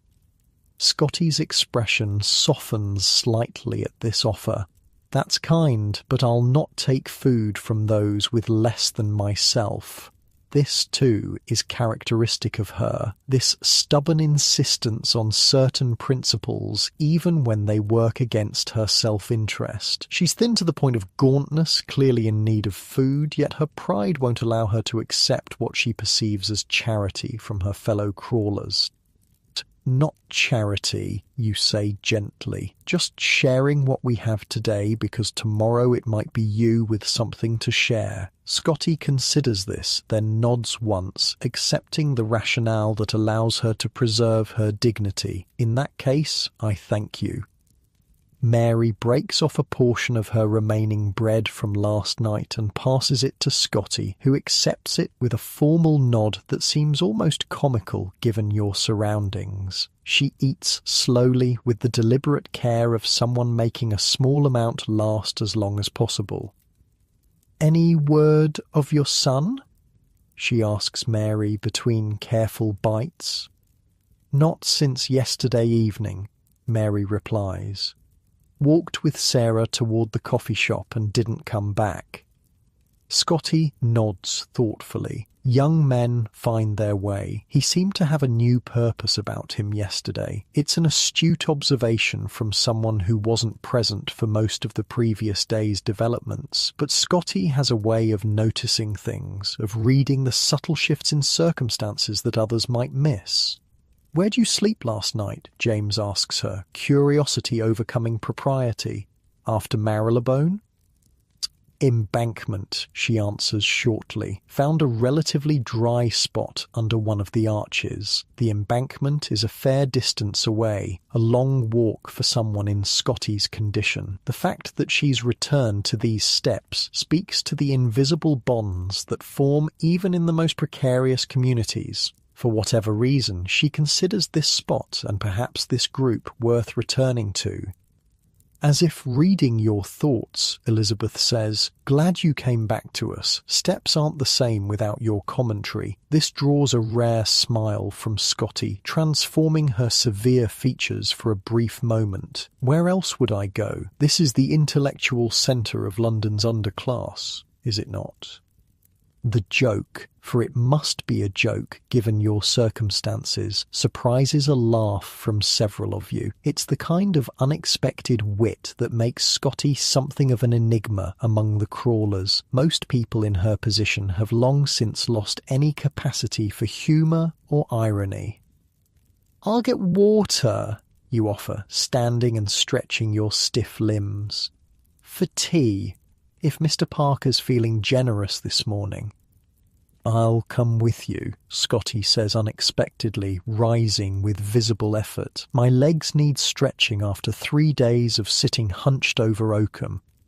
You don't object, though you're surprised by her offer. The journey to Drury Lane isn't difficult, but in her weakened state, every unnecessary expenditure of energy seems unwise. Still, there's a restlessness about her today, a need for movement that you recognize from your own experience. Sometimes sitting still with your thoughts becomes unbearable. The two of you set off, Mary passing you the broken teapot with a grateful nod. The morning is cool but not cold, the sky a uniform grey that promises neither rain nor sun, a typical London day. "How are your eyes?" you ask Scotty as you walk. Her failing eyesight is something she's mentioned before, the reason she lost her work as a tailoress. "Bad on bright days, worse on dim ones," she replies matter-of-factly. "But I haven't fallen once this week, so there's progress." There's something admirable in her refusal to complain about what must be a terrifying affliction for someone in her circumstances. Vision loss for a homeless person means increased vulnerability, greater difficulty finding work, more challenges in navigating an already hostile environment. "May I ask you something?" you venture after a few moments of silence. You may ask, I may not answer. There's no hostility in her tone, just a straightforward setting of boundaries. "I've wondered about your story, how you ended up here." The question feels intrusive as soon as it leaves your mouth, but curiosity has overcome your usual caution. Scotty walks several more steps before responding, her face unreadable. "Why do you want to know?" "Morbid fascination with how the mighty have fallen." "No," you answer honestly. "More trying to understand how any of us end up here, the steps between having a life and having nothing." She considers this, then nods slowly. "Fair enough. It's not a unique tale, mind you, just the usual combination of misfortune and poor judgment." As you continue walking toward Drury Lane, Scotty begins her story, her Scottish accent growing more pronounced as she speaks of her past. "My husband worked at a bank in Edinburgh," she says, a faraway look in her eyes. "Nothing grand, but respectable. We had property, about £2,000 worth at one point." The sum is staggering from your current perspective, an amount that would seem like untold wealth to anyone on the workhouse steps. What happened to it, you ask, unable to imagine how someone could fall from such security to sleeping on stone steps. Or lawyers, she says, the word carrying a weight of bitterness. My husband wasn't skilled at managing money, ironic as that may seem for a bank employee. He placed everything in the hands of lawyers and withdrew sums whenever we needed without keeping track. You can guess the rest. Until there was nothing left. Precisely. She nods grimly. One day they simply informed us that the money was gone. My husband was convinced we'd been robbed, but he had no records of what he'd taken out over the years, no way to prove anything. The story has the ring of truth, not a dramatic catastrophe, but a slow, almost imperceptible slide into insolvency. The kind of decline that happens so gradually that by the time it's recognized, it's too late to reverse. We came to London after that, she continues. My husband thought there would be opportunities here. There weren't, at least not for a middle-aged Scottish banker with a poor head for his own finances. And then, you prompt gently when she falls silent. And then he died, she says simply. Fever. Quick, at least. I was alone in London with no family, no connections, but I managed, found work as a tailoress. I'd always had a neat hand with a needle. You've reached Drury Lane now, the coffee shop visible ahead, but neither of you moves toward it yet, caught in the flow of Scotty's narrative. I had a room, she continues, nothing fancy, just a small place off Tottenham Court Road, kept myself respectable. Then my eyes started failing. She gestures vaguely toward her face. Couldn't thread a needle after a while, couldn't see the stitches properly, lost my position. It's a familiar story in its broad outlines. Illness or injury leading to job loss leading to destitution. But hearing it from Scotty, with her educated speech and evident intelligence, makes the precariousness of everyone's situation all the more stark. None of you are more than 1 or 2 misfortunes away from the steps.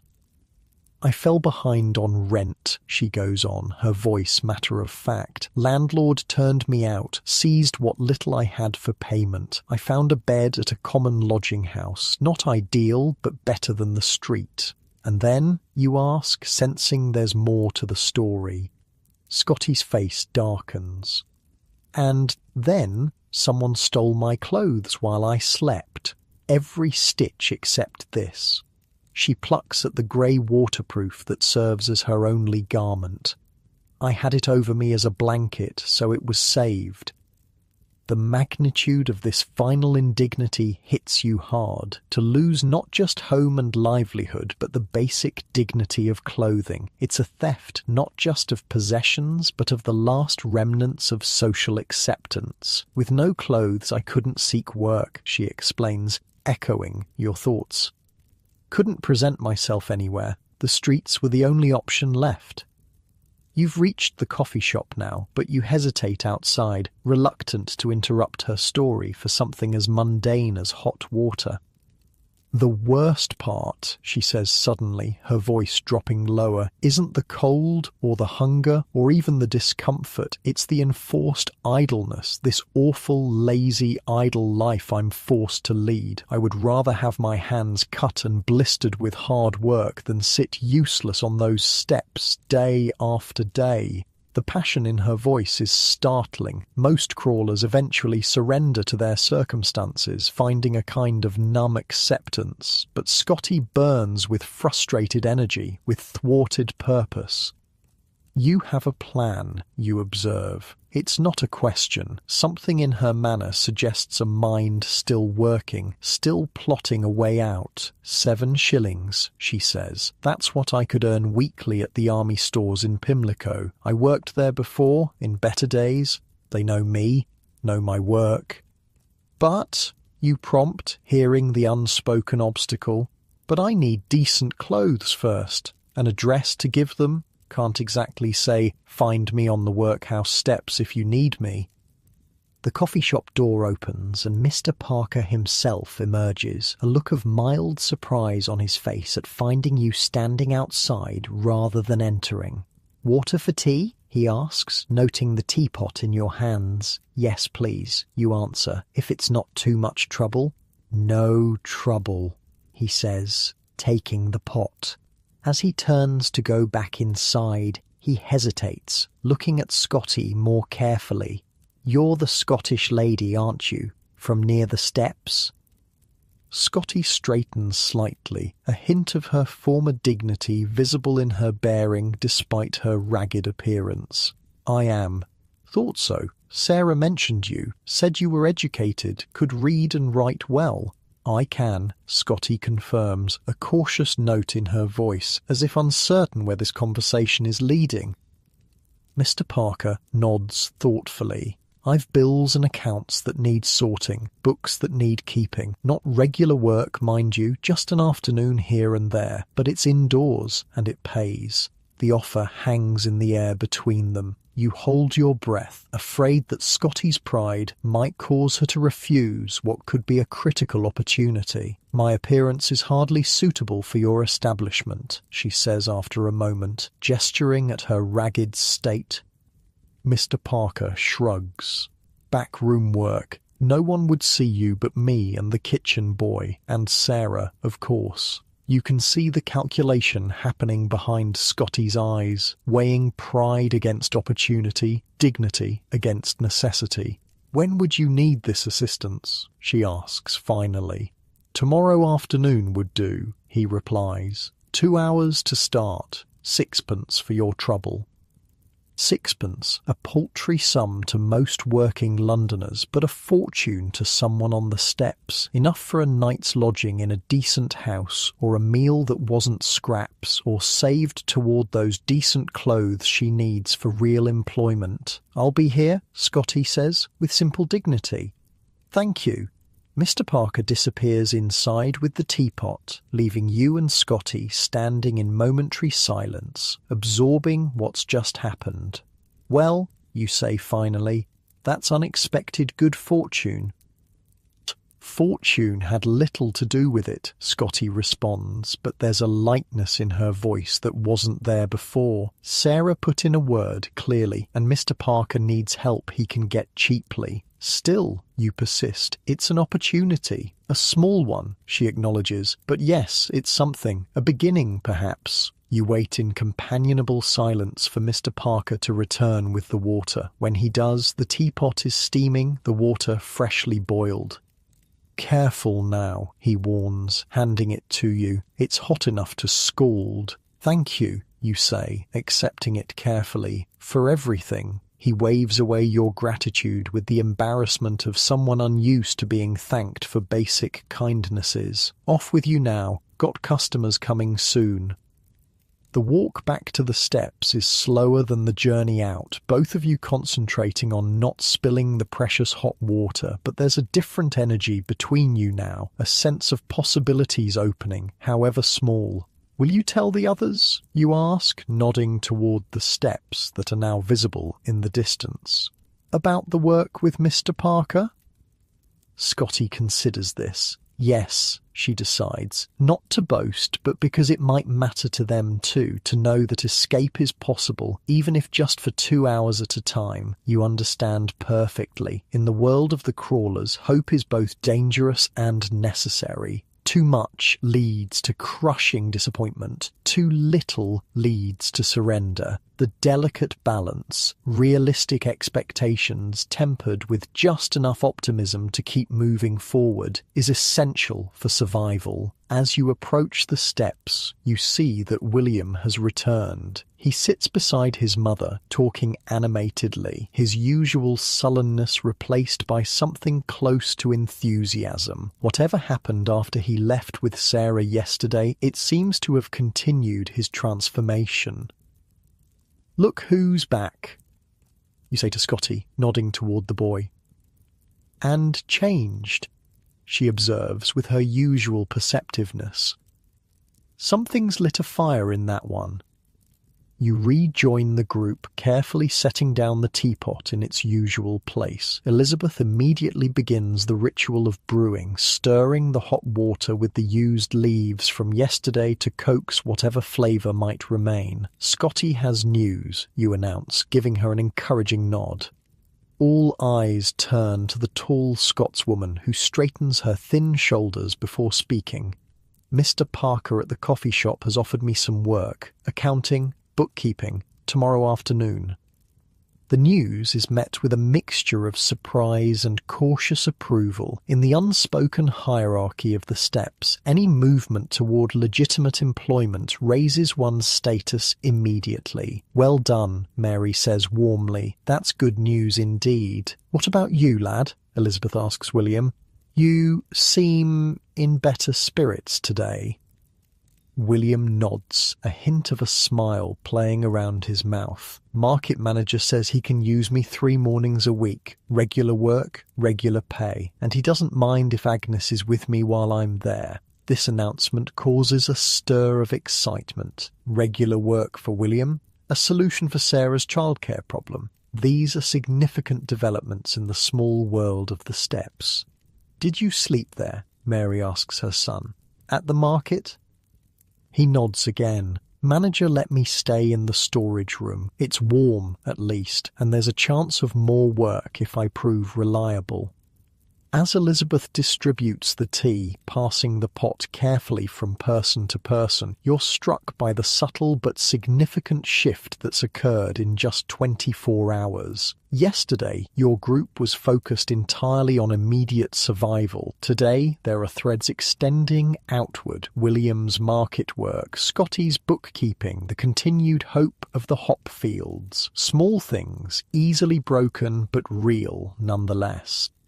To better days, James says unexpectedly as he accepts the teapot, raising it in a mock toast before taking his sip. Better days, the rest of you echo, the simple phrase carrying the weight of all your cautious hopes. The tea is weak, barely flavoured, but it's hot and it's shared. And for this moment, on the workhouse steps in the grey London morning, it tastes surprisingly like possibility.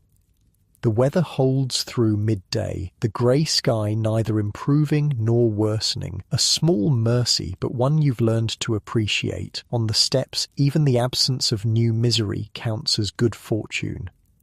William left for the market hours ago, his newfound purpose visible in his straightened posture and quickened step. Scotty departed shortly after, mentioning something about preparing for tomorrow's work at the coffee shop, though what preparation might be possible in her circumstances remains a mystery.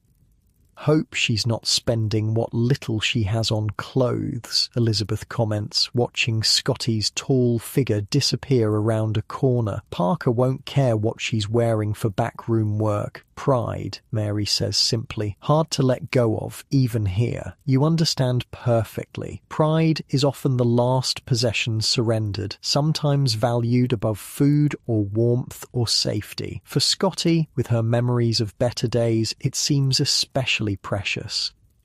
The conversation drifts, as it often does on the steps, between immediate concerns and distant hopes. Hannah's cough is worse today, deep and wet in a way that worries everyone, though no one mentions it directly. James has heard rumours of a new soup kitchen opening near Covent Garden, though the details are vague. Elizabeth's knees are paining her more than usual, a sure sign of changing weather despite the temporarily dry sky. Hop fields, Mary says suddenly, returning to the topic that has occupied much of your collective thinking. If William keeps this market work, and if Sarah helps with the wagon deposit, she doesn't finish the thought, but she doesn't need to. The possibility hangs in the air between you, a way out, a chance, however slim, at something better than the steps. One day at a time, Elizabeth cautions gently, always the voice of hard-earned wisdom. Market work today, hop fields when they come. The peaceful lull of the afternoon is broken by the arrival of a constable. Not Burke, your usual and relatively sympathetic guardian, but a newer man, whose name you don't know. His expression as he approaches suggests that his visit won't be a pleasant one. "Moving you lot along," he announces without preamble. "Orders from above. Steps need to be clear for inspection." "Inspection?" Elizabeth asks, not moving from her spot. "What inspection?" The constable's face hardens at the question, as if the mere act of seeking information constitutes insubordination. "Workhouse Commission, coming to assess conditions. Can't have you cluttering the entrance, making the place look bad." The irony is so perfect it would be laughable if it weren't so bitter. The workhouse, designed ostensibly to assist the destitute, needs to hide the actual destitute from those coming to evaluate it. The steps must be cleared not to help you, but to create the illusion that help isn't needed. "Where are we supposed to go?" Mary asks, her tone carefully balanced between deference and desperation. "Not my concern," the constable replies with practised indifference. "Just need these steps clear within the hour. After that, do what you like." With this dismissal, he turns and walks away, duty discharged, conscience apparently unbothered by the fact that he's just rendered several vulnerable people temporarily homeless from their already inadequate refuge. "Well," James says after a moment of stunned silence, "that's torn it."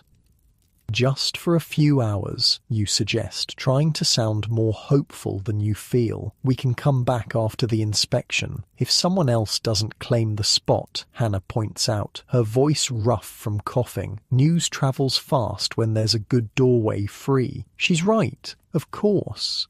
In the ruthless geography of street survival, prime locations rarely remain unclaimed for long. The workhouse steps, with their slight overhang and central location, are coveted territory. "We need somewhere to wait it out," Elizabeth says practically. "Somewhere dry, if possible." She glances meaningfully at the darkening sky, where the clouds have begun to gather into more ominous formations. The options are limited. Parks offer no shelter, shops will chase you away, churches are generally locked between services. The public houses might allow you to sit if you had money to spend, which none of you do.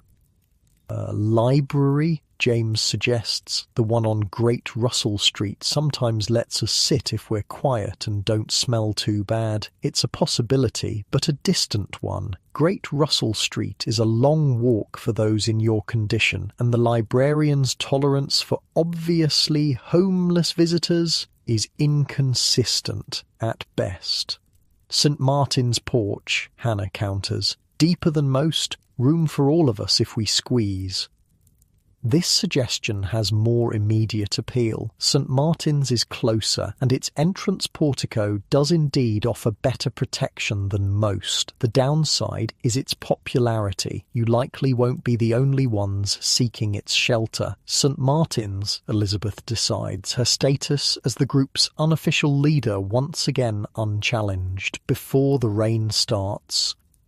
The decision made, you all begin the laborious process of gathering your few possessions. For most, this consists of little more than tucking the precious broken teapot into a safe pocket, checking that any hoarded food scraps are secure, perhaps adjusting a particularly treasured rag used as extra padding or insulation. As you prepare to leave the familiar security of the steps, you're struck by a wave of what can only be described as homesickness, an irrational but powerful attachment to this uncomfortable corner of stone that has been your one constant in a world of uncertainty. "Will the boy know where to find us?" Mary asks anxiously, looking down the street as if William might materialise at any moment. "He's smart," Elizabeth reassures her. "He'll figure it out, or come back when the inspection's done." This satisfies Mary, or at least quiets her immediate concern. With visible reluctance, your group finally vacates the steps that have been your home base for months. The constable watches from a distance, making sure the eviction is complete before moving on to his next task. The walk to St. Martin's is slow and difficult. Hannah struggles with every step, her breathing laboured, her coughing near constant now. James and Elizabeth flank her, offering support without making it obvious, preserving her dignity while ensuring she doesn't collapse. The sky continues to darken, the threat of rain becoming more imminent with each passing minute. The air has that peculiar heaviness that precedes a downpour, thick with moisture not yet released. "Going to be a bad one," James observes, looking up at the looming clouds. "Feel it in my bones." The others nod in agreement. You've all developed a weather sense that has nothing to do with scientific knowledge and everything to do with survival. You can feel an approaching storm in your joints, your scars, your old injuries, the physical record of hard lives made harder by exposure. St. Martin's comes into view just as the first fat drops begin to fall. Its portico is already occupied, as you feared, a collection of street sellers, beggars, and a few who appear to be crawlers like yourselves. But there's space, just barely, if everyone squeezes together. The occupants eye your approach with the wariness of those for whom new arrivals mean less space, potentially more attention from authorities, but there's also recognition, the unspoken solidarity of shared circumstances. "Room for a few more?" Elizabeth asks, her dignity somehow intact despite her bedraggled appearance. A grizzled man who seems to be the unofficial spokesman for the group shrugs. "If you don't mind close quarters." "We're used to close," she replies with simple truth. The existing occupants shift, making space for your group in the sheltered area. It's tight, uncomfortably so, but it's dry as the rain begins to fall in earnest, sheeting down just beyond the edge of the portico. "Workhouse inspection," James explains to no one in particular, though the question of why you're seeking shelter in the middle of the day hangs unspoken in the air. "Bastards," someone mutters from the back of the group. "Same at St. Giles last month, cleared everyone out, brought in new linens just for show, took 'em away again after." This information is met with knowing nods. The performance of charity for official visitors is a familiar concept to anyone who spent time in London's institutions for the poor.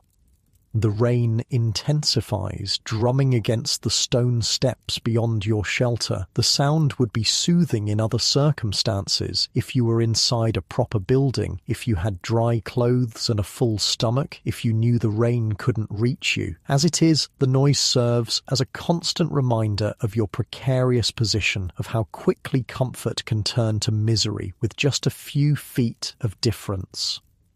Hannah's coughing grows worse in the damp air. She tries to muffle it, aware that persistent coughing makes others nervous in close quarters, but the effort only seems to make the spasms more severe. "Here," says a woman you don't know, offering Hannah a small dirty bottle. "Bit of cough syrup. Won't cure what ails you, but might ease it some." Hannah accepts with murmured thanks, taking a careful sip of the dark liquid. Whether it's actual medicine or just watered-down alcohol is impossible to tell, but the gesture itself, this sharing of scarce resources among strangers, is a small reminder of humanity persisting in inhuman conditions. Time passes slowly in the portico, with nothing to do but watch the rain and listen to the sounds of the street, cartwheels splashing through puddles, the occasional shout of a vendor, the continuous backdrop of water falling. Each minute stretches into what feels like hours. Conversation ebbs and flows among the sheltered group. Some sleep, the skill of dozing upright perfected through necessity. Others talk in low voices about the usual topics, where food might be found, which areas are being policed heavily, what churches or missions are offering relief. The geography of survival mapped through shared knowledge. Ever been to the hop fields? you ask the grizzled man who seems most familiar with the area.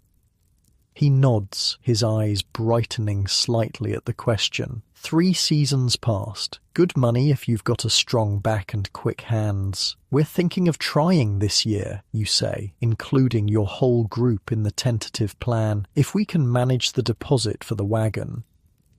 Worth it, he confirms. Worked half a season, came back with almost 15 shillings. Enough for a room and decent clothes, at least for a while. The sum sounds enormous from your current perspective, a fortune that could transform your circumstances completely. It feeds the fragile hope that has been building since the first mention of the hop fields. Weather's the thing to watch, he continues, warming to his topic. Rain like this during picking season can ruin the whole crop. No hops, no work. This sobering reminder of how factors entirely beyond your control might determine your fate dampens the momentary optimism. Even this potential escape route depends on favourable circumstances, on luck rather than just effort. The rain shows no sign of abating as the afternoon wears on. If anything, it intensifies, the individual drops merging into solid sheets that turn the street into a shallow river. Even with the shelter of the portico, the wind occasionally drives spray onto the huddle grue, adding to the general dampness that seems to permeate everything. Someone coming, James alerts suddenly, nodding toward a figure approaching through the downpour. It's William, soaked through but moving with purpose. He spots your group in the portico and changes direction, splashing through puddles without apparent concern for his already saturated state. Been looking all over, he says, as he reaches the relative shelter, water streaming from his ragged clothes. Constable said you'd been moved on, checked 3 churches before this one.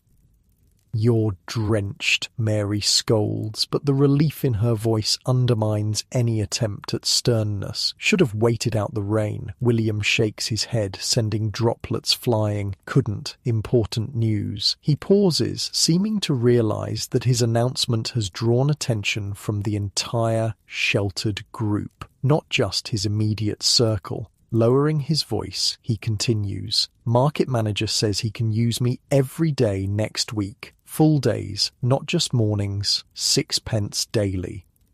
The significance of this news is enormous. 6p a day for 6 days would mean 3 shillings a week. Not a living wage by London standards, but a fortune compared to nothing. Enough for food beyond scraps, perhaps even enough to contribute toward the hop field deposit. That's wonderful, Mary says, her voice thick with emotion. Proper work, proper pay. William nods, accepting her praise with less embarrassment than he might have shown just days ago.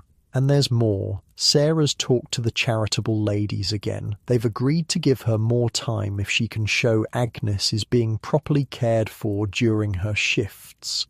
The market counts as suitable arrangements since I'll be working regular. This additional piece of good news ripples through your immediate group. Sarah's precarious hold on her daughter has been strengthened, William has secured regular employment, and the overall trajectory seems, for once, to be upward rather than downward. Did you see Scotty in your travels? Elizabeth asks, practical as always. She went off earlier, said something about preparing for tomorrow. William shakes his head. No sign of her, but I did see that constable again. Burke, the decent one, said we can go back to the steps after 6. Inspection will be done by then. The news that your eviction is only temporary brings another wave of relief. The steps may be cold and hard, but they're familiar, and in the harsh geography of street life, known discomforts are preferable to unknown ones. The rain continues unabated as afternoon slides toward evening. Hannah's cough worsens despite the borrowed medicine, each spasm shaking her thin frame with frightening intensity. James and Elizabeth exchange concerned glances over her bent head, a silent communication born of long experience with illness among the destitute. The chances of recovery without proper shelter, food, and medicine are vanishingly small, and you all know it. Should try the infirmary, James suggests quietly, not directly to Hannah, but to the group at large. They sometimes take cases like hers. Hannah shakes her head without looking up. No infirmaries, no institutions. Seen too many go in, not enough come out. Her fear is well-founded. London's infirmaries and hospitals, while nominally charitable, are often grim places where the poor receive cursory care at best. Many enter with one ailment only to contract something worse from the crowded wards and unsanitary conditions. Just a thought, James says, backing down immediately. No one on the steps challenges another's choices about their own survival. The autonomy to decide how to manage your own misery is often the only freedom left. As 6 o'clock approaches, the rain finally begins to slack, though the streets remain flooded with standing water and the air hangs heavy with moisture. Your group prepares to leave the portico, thanking the other occupants for sharing their limited shelter. "Good luck with the hops," the grizzled man says as you depart. "Hope it works out for you." "Same to you," Elizabeth replies with genuine warmth. "Stay as dry as you can." The journey back to the workhouse steps is slower and more difficult than the outward trip. Hours of sitting in damp clothes in the confined space of the portico have stiffened joints and exacerbated the various ailments that plague your group. Hannah struggles most visibly, each step clearly causing pain, her breathing laboured between coughing fits. The city has a washed-out, bedraggled appearance after the heavy rain. Gutters overflow, refuse floats in murky puddles, and even the normally bustling streets are relatively quiet, as if London itself is waiting for better weather before resuming its usual pace. When the workhouse comes into view, you're relieved to see that the steps are indeed vacant. The inspection has concluded, the officials departed, and your unofficial home is available once more. But as you draw closer, a new problem becomes apparent. "It's flooded," Mary says, stating the obvious, as you all stare at the bottom 3 steps, which are now submerged under several inches of standing water. The workhouse sits at a slight depression in the street, and the heavy rain has collected exactly where you need to be. The upper steps are relatively dry, but there aren't enough of them to accommodate everyone in your usual arrangement. Higher ground tonight, Elizabeth decides, already calculating how to make the best of the situation. Tighter quarters, but at least we won't be sitting in water.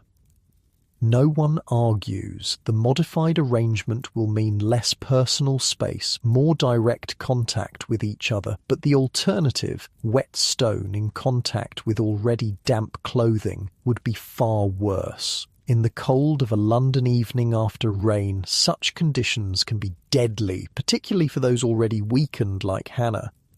As you settle onto the upper steps, arranging yourselves in a new configuration that maximizes the use of the limited dry space, a familiar figure appears at the corner of the street. Scotty, James identifies her first, his eyesight still relatively sharp despite everything else that's failing.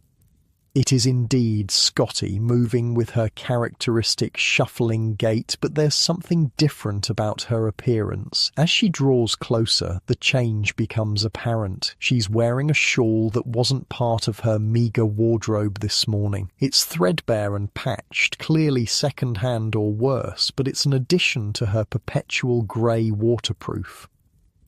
"Found you," she says by way of greeting as she reaches the steps. "Checked the usual spot first, then heard about the inspection and guessed you might have been moved on." "Where'd you get the shawl?" Mary asks, practical as always and never one to dance around a direct question. Scotty's chin lifts slightly, a gesture of dignity that seems instinctive rather than calculated. "Mission House on Tottenham Court Road. They know me from before, when I still had a room nearby." This explanation raises as many questions as it answers. Scotty has never mentioned any ongoing connection to charitable institutions, has in fact been vocally critical of most organised efforts to help the poor. They just gave it to you? Elizabeth asks, her tone carefully neutral. Not exactly, Scotty admits after a pause. I'm to attend their Sunday service and their temperance meeting after. The price of charity is always compliance in one form or another. For Scotty, with her fierce independence, agreeing to sit through religious instruction and temperance lectures must have been a significant concession. For the work tomorrow, you guess, understanding dawning, you wanted to look more presentable. Scotty nods, a flash of something like embarrassment crossing her features. Foolish vanity, perhaps, but I couldn't bear to face Mr. Parker in just this. She gestures at her worn grey coat. Not for proper work with numbers and accounts. No one contradicts her or suggests that her pride might be misplaced. In your world, where so much has been stripped away, these small assertions of dignity are not just understandable, but necessary.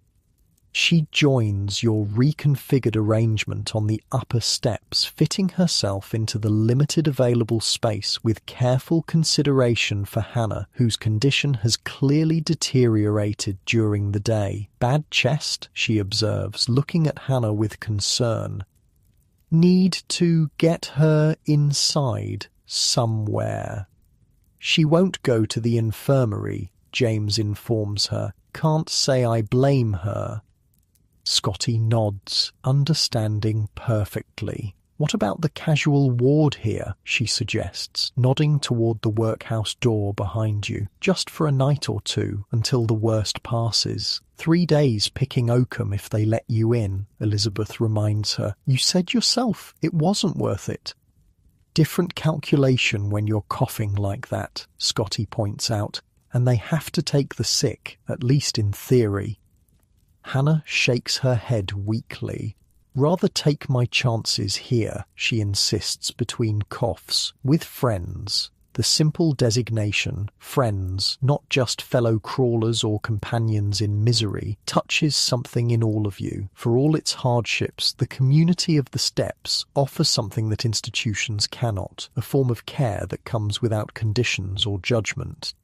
We'll keep you warm, Mary promises, shifting closer to share her body heat, and William might bring back something from the market tomorrow. Proper food helps healing. The mention of William reminds you that he hasn't yet returned from whatever errand took him away after showing you back to the steps. As if summoned by the thought, he appears around the corner, moving quickly despite the puddles still covering much of the street. Look what I found, he calls as he approaches, unusual excitement in his voice. In his arms is a bundle of what appears to be rags or old clothing. As he reaches the steps, he unwraps his burden to reveal what's causing his excitement. Blankets, 3 of them. Ragged and patched but unmistakably actual blankets, not just the assorted pieces of cloth or newspaper that usually serve as your covering. Where on earth, Mary begins, clearly torn between delight at this treasure and concern about how it was acquired. Market manager, William explains quickly. End of day, he was clearing old stock that got damp in a leak. These were going to be thrown out. Asked if I wanted them, said yes before he could think better of it. The blankets are indeed damp in spots, and they smell strongly of the market, a mixture of vegetables, earth, and the indefinable odour of too many people in too small a space. But they're whole, they're thick, and most importantly, they're a barrier between your bodies and the cold night air that's settling over London. Proper miracle, Elizabeth declares, running her gnarled hands over the rough wool with something close to reverence. William distributes his bounty with careful consideration. 1 blanket to Hannah, whose need is greatest, 1 shared between his mother and Elizabeth, the eldest of your group, and 1 for the remaining 3 of you to divide as best you can. It's a small thing, objectively speaking. 3 worn blankets for 7 people, all still sitting on hard stone steps in damp clothing after a day of being moved from place to place at others' whim. But in the context of your existence, it represents an almost unimaginable luxury, a cushion against the harshest edges of your circumstances. As night falls fully and the streets empty of all but the most desperate or determined, your reconfigured group settles into the familiar pattern of half-sleep that defines the crawler's existence. The blankets make a noticeable difference, not comfort by any normal standard, but a significant improvement over your usual condition. The events of the day swirl in your mind as you drift toward that vigilant, dozing state. The unexpected eviction, the hours in St. Martin's portico, William's continued good fortune at the market, Scotty's new shawl and tomorrow's promised work. So much change in such a short time, after months of grinding sameness. Do you think it will last? You find yourself asking softly, the question directed at everyone and no one. "What?" James responds from beside you, his voice already thick with approaching sleep. "All of it," you clarify. William's work, Scotty's bookkeeping, the hope for something better. There's a long silence, broken only by Hannah's ragged breathing and the distant sounds of London at night. Just when you think no one will answer, Elizabeth's voice comes from the darkness, carrying the weight of her years and experience.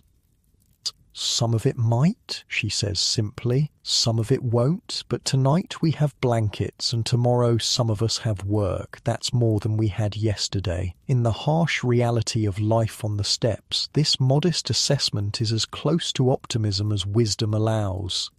You let it settle over you like another blanket, thin but better than nothing, as you surrender to the closest approximation of rest that your circumstances permit. Morning arrives with a pale, watery sun that does little to dry the lingering puddles from yesterday's downpour. Hannah's condition has worsened overnight, her cough now accompanied by a wheeze that seems to come from deep in her chest. She hasn't spoken since dawn, conserving her energy for the simple task of breathing. "We need to get her inside somewhere," Elizabeth says quietly, the lines in her face deepening with concern. "She won't last another night out here." Mary nods agreement, her hands busy arranging one of the precious blankets more securely around Hannah's shivering form. The mission house on Drury Lane sometimes takes in the sick. No picking oakum, just bed rest. If they have space, James adds, and if they don't think it's consumption. The unspoken reality hangs in the air between you. Consumption, tuberculosis in medical terms, though few on the steps use such language, is feared above almost all other ailments. Its contagious nature means that those suspected of having it are often turned away from even the most charitable institutions, left to waste away on the streets rather than risk infecting others. "It's not consumption," Mary insists, though her tone lacks conviction. "Just a bad chest cold from the rain." No one contradicts her, though the bluish tint to Hannah's lips and the blood-flecked spittle at the corner of her mouth tell a different story. Whether it's acute pneumonia or the more chronic wasting disease matters little in practical terms. Without proper care, warm shelter and adequate nutrition, her chances are grim either way. "I'll go to the mission after breakfast," Elizabeth decides. "See if they'll take her. Worth asking, at least." William has already left for his market work, departing before dawn with a promise to bring back whatever food he can salvage from the day's trading. Scotty is preparing for her first afternoon of bookkeeping at Mr. Parker's coffee shop, meticulously cleaning her face and hands with a small portion of the water meant for tea. "First impressions matter," she explains when she catches you watching her careful ablutions. "Even for backroom work." You understand her concern. This opportunity, however modest, represents her first step back toward the respectable world she once inhabited. The small details, clean hands, neatly arranged shawl, hair smoothed as best as possible without proper tools, are her armour against the judgment that awaits anyone visibly marked by extreme poverty. "You'll do wonderfully," you assure her. "Numbers don't care what you're wearing." She offers a rare smile, brief but genuine. True enough, though Mr. Parker might. The morning's tea is even weaker than usual, the same leaves now used for the third time, barely tinting the hot water that James fetched at dawn. Hannah refuses her share with a slight shake of her head, conserving her strength. The others accept the meagre comfort of warm liquid without comment, passing the broken teapot with the careful reverence that shared scarcity engenders. "I should head to the mission now," Elizabeth says after finishing her portion, "before they fill up for the day. I'll help you with Hannah," you offer, knowing that Elizabeth's arthritis makes supporting another person's weight particularly painful. "Me too," James volunteers. "Three of us should manage." Hannah makes a small sound of protest, but lacks the strength for more substantial objection. Her independence, that fierce self-determination that characterizes so many who survive on the streets, is eroding under the weight of her illness. It's a surrender you've seen before, the body's needs finally overriding the mind's resistance. "Just to see," Elizabeth soothes her. "No commitments. If you don't like it, we bring you straight back." This compromise seems to satisfy Hannah, or at least exhaust her capacity for argument. With careful coordination, the three of you help her to her feet. She's lighter than you expected, her frame reduced by weeks or months of inadequate nutrition to little more than skin stretched over bone.